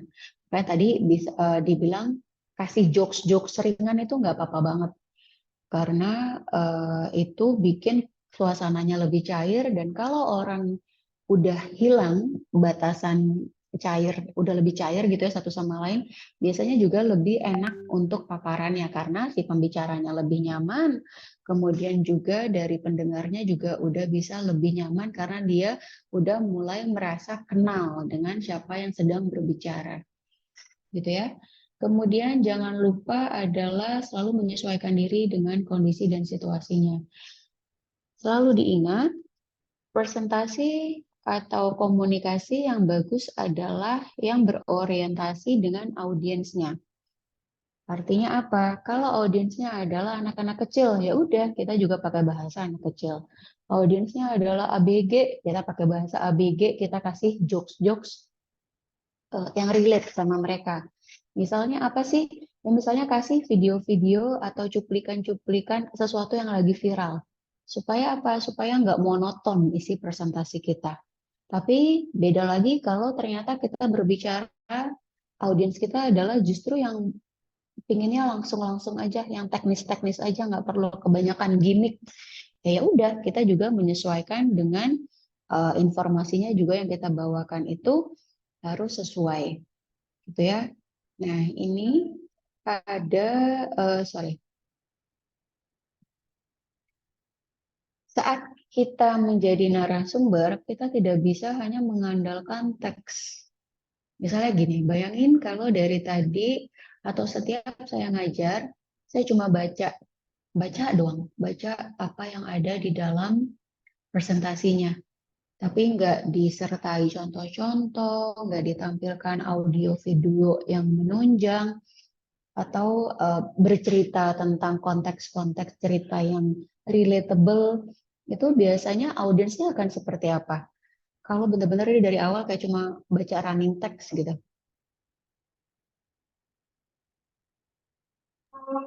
Baca sendiri aja gitu. Iya benar, mendingan dibaca sendiri aja, kasih aja materinya. Dan kalau yang kita menyampaikannya cara presentasi kita seperti itu, audiensnya juga nggak akan tertarik untuk mendengarkan sampai selesai. Nah kan keselisep kan tetap ada keselisepnya memang, gitu. Jadi diupayakan kitanya juga selalu membuka diri untuk mengupdate wawasan kita supaya bisa kasih contoh-contoh yang kontekstual. Dan lebih menarik lagi kalau misalnya kita bisa mengkaitkan dengan sesuatu yang lagi viral nih, beritanya yang lagi banyak dibahas apa nih, atau yang kemarin lagi rame jadi bahan pembicaraan orang apa. Kita bisa masuk untuk menjadikan hal-hal tersebut konteks contoh. Jadi aktual gitu ya. Kemudian juga, nah ini agak susah dan ternyata saya juga baru sadar nggak semua presenter ini paham kalau audiens ini nggak suka digurui. Digurui itu gimana? Kalau dalam konteksnya kelas, dalam konteksnya perkuliahan, itu mungkin ya masih wajar ya kalau menggurui karena memang judulnya adalah kuliah, dikuliahi, lecturing, lecturer. Tapi kalau presentasi profesional, ternyata klien itu nggak suka dengan cara presentasi kita, cara penyampaian kita yang yang justru terlihat jadi kayak lecturing. Nah, ini saya pun baru tahu dan baru emang mesti dibedain ya. Karena kemarin aku pernah cerita kemarin juga kan ada timku yang secara nggak sadar saat dia presentasi kliennya merasa lagi di lecturing. Kok gitu ya? Aku juga jadinya berpikir kenapa klien yang ngerasa gitu ya? Padahal kan ini kita lagi presentasi ide aja gitu. Oh ternyata cara dia menyampaikannya. Nanti ya bisa dibaca sendiri ya di slide yang berikut. Nah ini nih jadi kan ke kondisi kita, jadi seolah-olah memang dia ngerasa dia lebih tahu, lebih paham. Nah itu juga harus hati-hati kalau kita lagi berbicaranya dalam konteksnya yang profesional ya. Kemudian memberikan motivasi bagi audiens. Itu juga boleh-boleh aja dan audiensnya diajak interaksi. Supaya apa? Supaya kita bisa mengukur apakah dia benar-benar nyimak atau enggak. Oke, sampai sini ada pertanyaan? Cut Desianti ada? Ada, Bu. Sampai sini udah cukup jelas? Udah cukup jelas, Bu. Cut punya pengalaman presentasi depan umum enggak? Waktu itu pernah jadi MC sih, Bu, waktu acara OSIS di SMA. Terus gimana pengalamannya saat jadi MC? Gimana ya, mungkin karena pertama kali jadi nervous, tapi karena bareng sama temen jadi kayak ya bisa mengendalikan diri dikit lah, tapi kayaknya masih belum bisa membawa mengendalikan audiensnya itu kayak masih kurang gitu, Bu. Ya, apa sih yang paling susah dari mengendalikan audiens?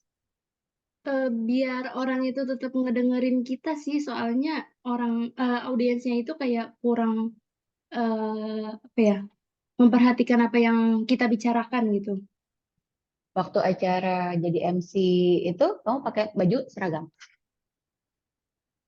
Enggak Pakai. sih, baju santai aja karena emang acaranya kayak santai gitu, Bu. Oke. Berarti kamu waktu itu udah mikirin belum? Ini gue besok jadi MC pakai baju apa ya? Itu belum sih. Ya ternyata itu juga bisa menjadi tips ya. Oke, thank you sharingnya Cut. Aku jadi ingat pengalaman MC pertamaku, tahu nggak apa? MC acara 17-an. Acara 17-an RT. Jadi aku ingat masih kuliah kayak kalian, kayaknya masuk semester awal. Jadi tiba-tiba pas lagi acara 17-an gitu, diminta jadi MC. Aku nggak pernah jadi MC sama sekali belas sebelumnya. Tapi mungkin karena audiensnya juga banyak teman-teman seumuran, karena sepupuku juga tinggalnya nggak jauh-jauh gitu dari rumahku. Plus juga isi audiensnya adalah tetangga-tetangga. Terus juga ada satu tetangga juga yang nemenin jadi pendamping MC gitu ya. Yang awalnya aku nervous, lama-lama kok seru juga ya jadi MC 17-an. Jadi MC 17-an, bener-bener MC 17-an di kampung gitu loh. Tapi ternyata itu cukup menyenangkan pengalamannya dan bikin aku jadi kayak, oh jadi MC ternyata seru juga gitu. Tadi ada yang masih nyala mic-nya. Mic-nya siapa itu?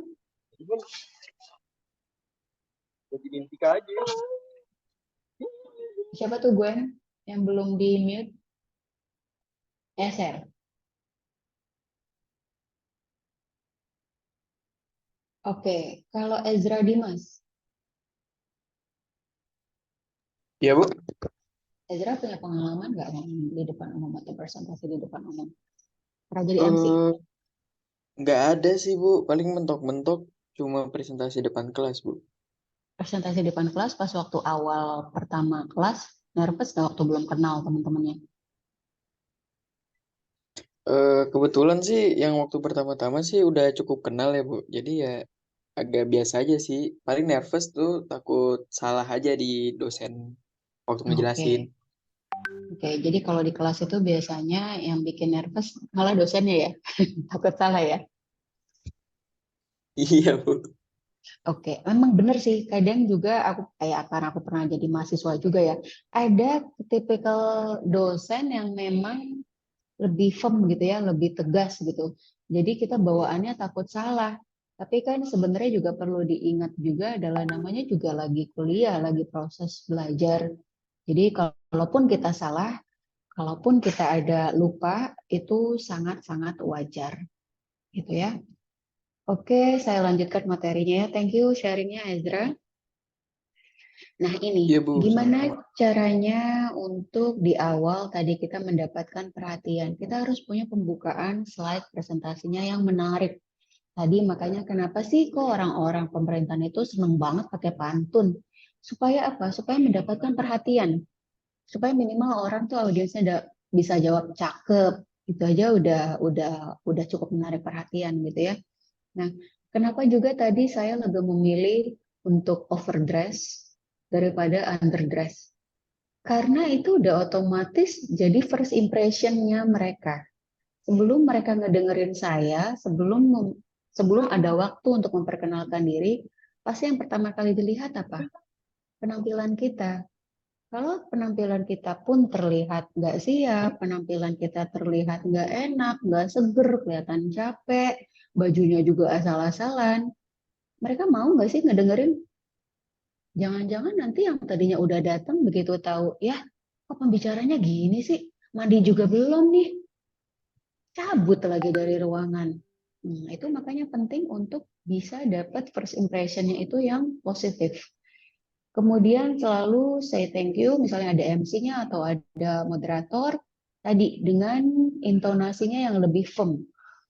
Kenapa tadi saya berbeda saat ngomong bicara sehari-hari, saat saya lagi komunikasi sama keluarga, sama teman, itu beda saat saya lagi komunikasi secara profesional atau ke kolega, ya karena memang itu yang diharapkan, gitu ya. Itu yang diharapkan kalau kita terdengar atau kita menunjukkan kredibilitas diri kita sendiri gitu. Jadi apalagi di awal saya tahu ini tantangannya untuk usia-usia yang masih fresh graduate gitu ya. Biasanya kita suka di underestimate karena tadi dari looks-nya kita atau mungkin juga mereka ngelihatnya dari ini juga paling anak-anak baru kemarin sore nih. Nggak apa-apa, tapi nanti by the time kita akan terlatih untuk punya kemampuan berbicara di depan umumnya semakin baik. Dari yang awalnya mungkin di underestimate, tapi kemudian kalau kita tahan mental, kuat mental, dan tetap berlatih lebih baik lagi, insya Allah kita akan menjadi seorang pembicara yang kredibel. Kemudian jangan segan juga untuk kasih pujian ke audiens. Misalnya gimana sih?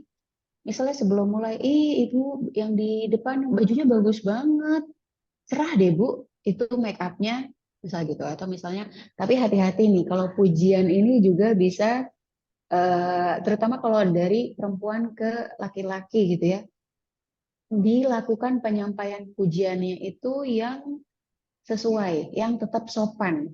Misalnya juga sebaliknya, kita laki-laki, pembicaranya laki-laki, kita mau muji yang perempuan. Jangan sampai malah terdengarnya jadi kayak harassment. Itu juga hati-hati ya. Jadi memujinya, ini seger banget, jilbabnya, misalnya mengkomentarin warna jilbabnya ya. Ini jilbabnya warnanya juga pas banget loh Bu ke wajah Ibu dan seterusnya. Pujian-pujian yang terdengar genuine. Dan itu juga bisa menunjukkan atau menumbuhkan interaksi kita ke audiens kita. Kemudian saat kita udah melakukan ice breaking, tadi bisa pakai pantun, bisa pakai jokes, bisa pakai slide pembuka video dulu, atau tadi kita menyapa audiens satu-satu, ajak berkenalan, pakai absen, atau kita mungkin di sesi sebelum mulai kita udah kenalan saat ada sesi coffee break gitu ya, itu kita bisa pakai juga. Jadi saran saya, tipsnya salah satunya adalah sebelum mulai, observasi, makanya itu perlunya juga datang lebih pagi, supaya kita bisa observasi. Observasi apa? Observasi siapa aja sih ini audiensnya, kurang lebih kelihatannya kayak apa sih? Oh, tadi Bapak yang pakai topi ini, dia makannya pas sarapan tadi ngambil roti. Oh, kalau Ibu tadi makanannya ambilnya dia ambil nasi goreng. Hal-hal simpel kayak gitu, begitu orang kan kalau merasa diperhatikan seneng ya. Gimana Bu, tadi nasi gorengnya enak nggak? Agak pedes ya Bu ya? Walaupun itu terdengar basa-basi, tapi itu bisa menjadi mencairkan suasana dengan audiens. Itu saat tadi sebelum membuka ya. Kemudian saat menyampaikan isi. Oh oke, karena tadi habis ambil wudhu, air wudhunya jatuh. Ya, oh ke HP. Untung bukan HP-nya yang jatuh ya Yaser. Oke Yaser. Kemudian gimana caranya untuk strategi saat menyampaikan isi. Nah, saat menyampaikan isi juga nggak bisa terlalu banyak. Biasanya kalau banyak, biasanya kalau makanya di seminar-seminar atau talk show itu ada break, ada coffee break. Supaya apa? Supaya orang punya jeda untuk menerima dan bisa merekam apa yang disampaikan. Jadi idealnya yang disampaikan itu nggak lebih dari 3-5 hal pokok. Kemudian apa yang disampaikan di dalam isi harus relate dengan apa yang disampaikan di pembuka. Kemudian juga jelaskan secara ringkas dan selipan ini informasi-informasi aktual. Informasi aktual apa? Supaya orang bisa lebih gampang mengaitkan relevansinya sama hal-hal yang lagi terjadi sekarang gitu ya. Kemudian di penutup.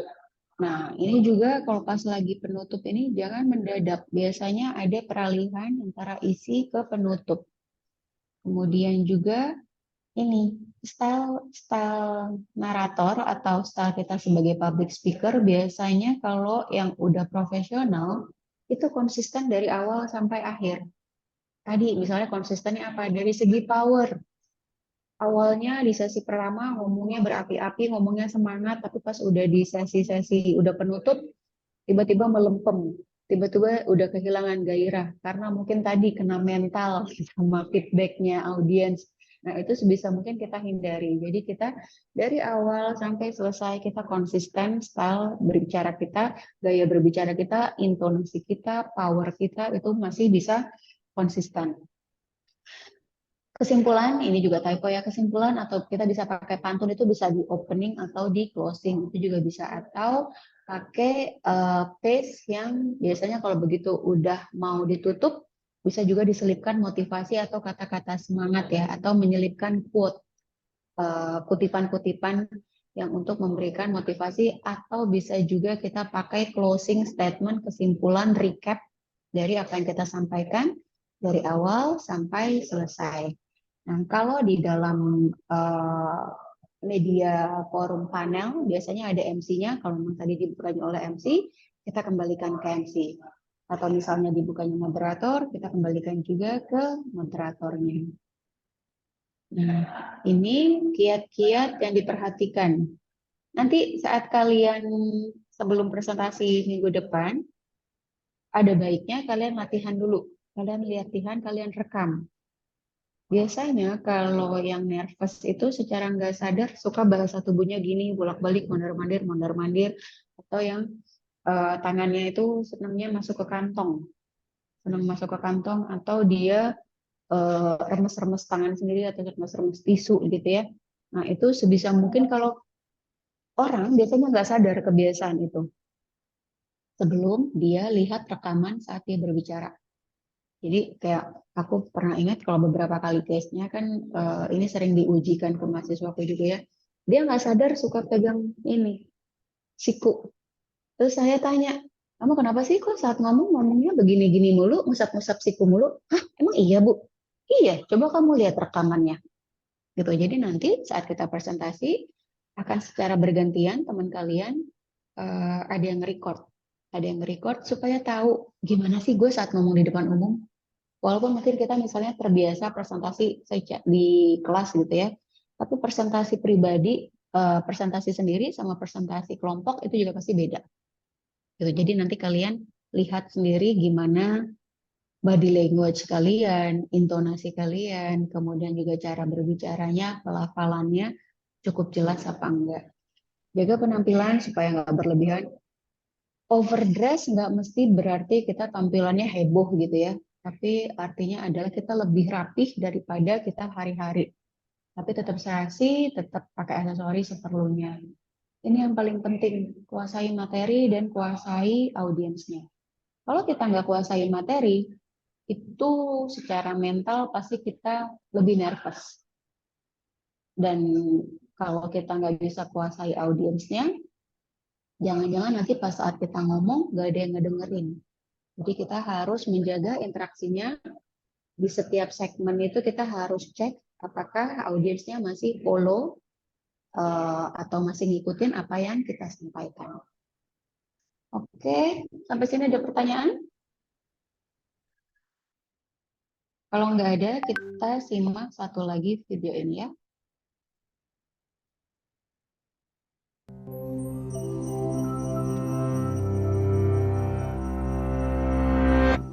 When faced with a big challenge where potential failure seems to lurk at every corner, maybe you've heard this advice before. Be more confident. And most likely, this is what you think when you hear it. If only it were that simple. But what is confidence? Take the belief that you are valuable, worthwhile, and capable, also known as self-esteem. Add in the optimism that comes when you are certain of your abilities.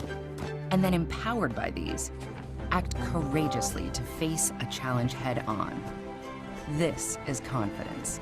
It turns thoughts into action. So where does confidence even come from?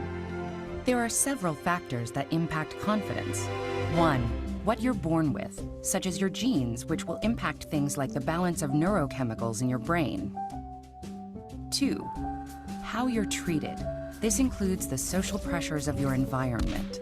And 3, the part you have control over, the choices you make, the risks you take, and how you think about and respond to challenges and setbacks.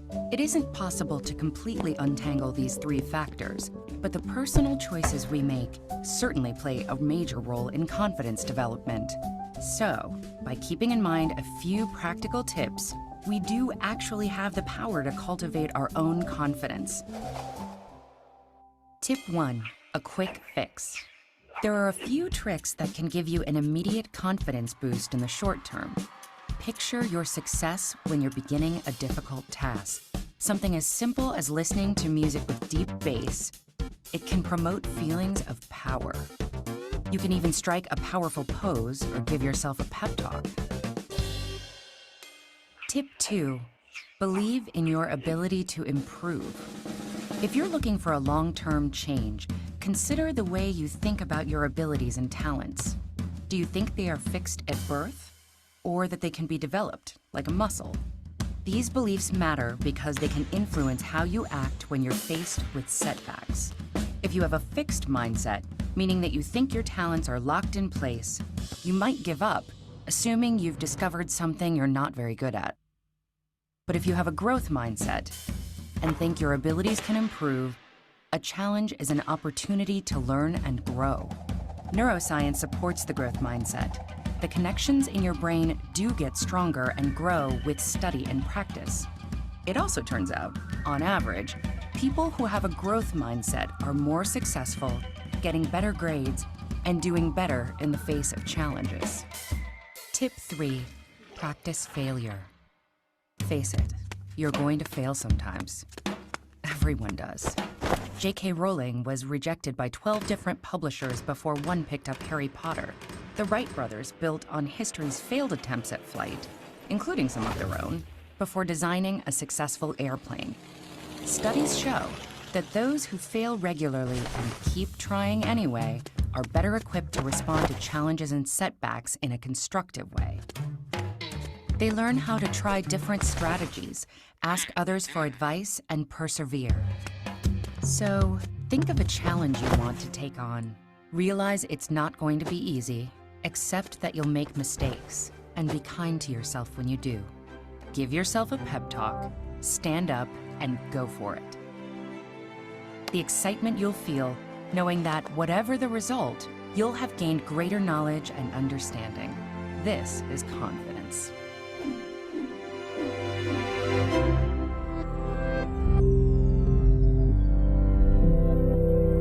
Apa yang disampaikan tadi? Apa yang disampaikan dari videonya? Tentang kepercayaan diri, Bu. Gimana caranya?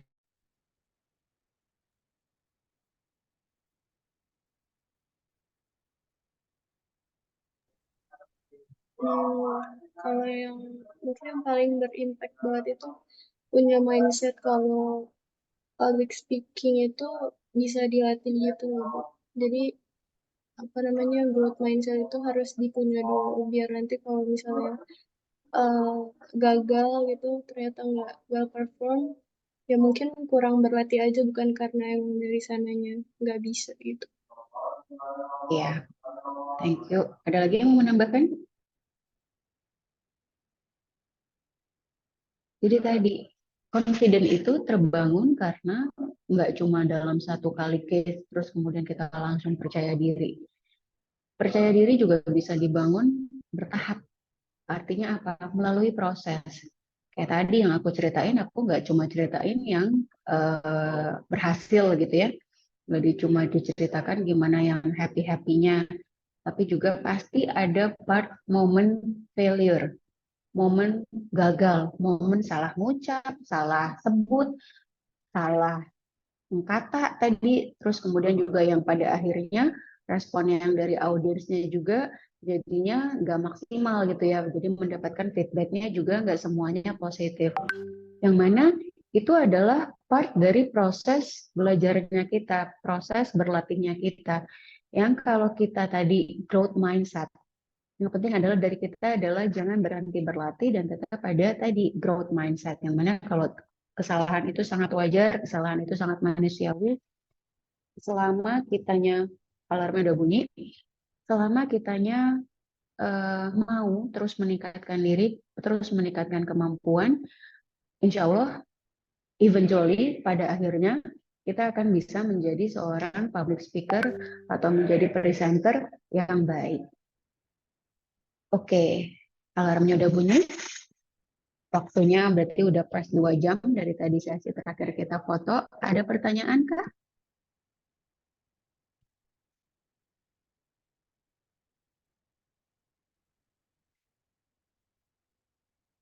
Oke, kalau nggak ada, jangan lupa nanti disiapkan. Jadi besok itu prosesnya bertahap ya, karena kita masih ada 2 pertemuan. Jadi satu pertemuan separuh kelas, satu pertemuan separuh kelas. Jadi kita bisa ada tahapan review dari apa yang disampaikan teman-temannya gitu ya. Nanti gantian kalian pilih topik presentasinya yang kalian minati, yang kalian merasa kalian kuasai, bebas mengenai produk atau jasa ataupun movement, apapun yang menarik kalian, tapi jangan ada unsur sara. Oke? Oke, kalau udah cukup jelas tugasnya juga? Ibu, maaf Bu, izin tanya Bu, berarti topiknya itu bebas apa sekedar pemasaran Bu? Bebas. Bebas. Kalau memang ada kaitannya dengan bisnis atau pemasaran yang kalian lagi pegang, atau misalnya kalian lagi mengembangkan bisnis sendiri, itu boleh. Tapi misalnya pun juga lebih ada yang tertariknya dengan movement tentang kampanye, mengkampanyekan sesuatu, itu juga boleh. Oh, berarti kalau misalnya menjelaskan sesuatu itu nggak masalah gitu Bu, kayak presentasi kayak menjelaskan tentang apapun itu. Oh, oke Bu, terima kasih. Ya. Oke, kalau gitu boleh dibuka dulu semua kameranya, kita foto lagi untuk yang closing.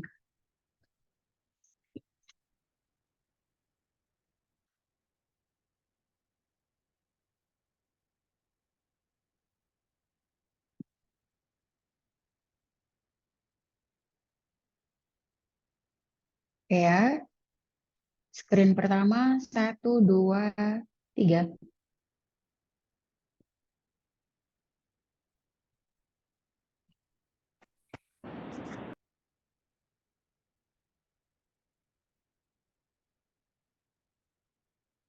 Oke, satu lagi, yang kedua, 1, 2, 3.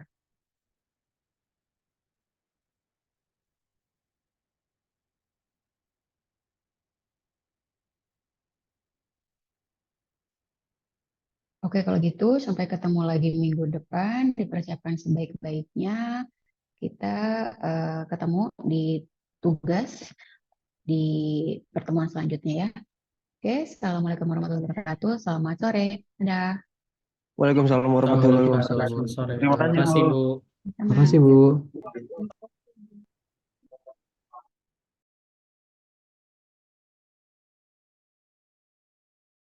Harik, stop recording, Harik nanti.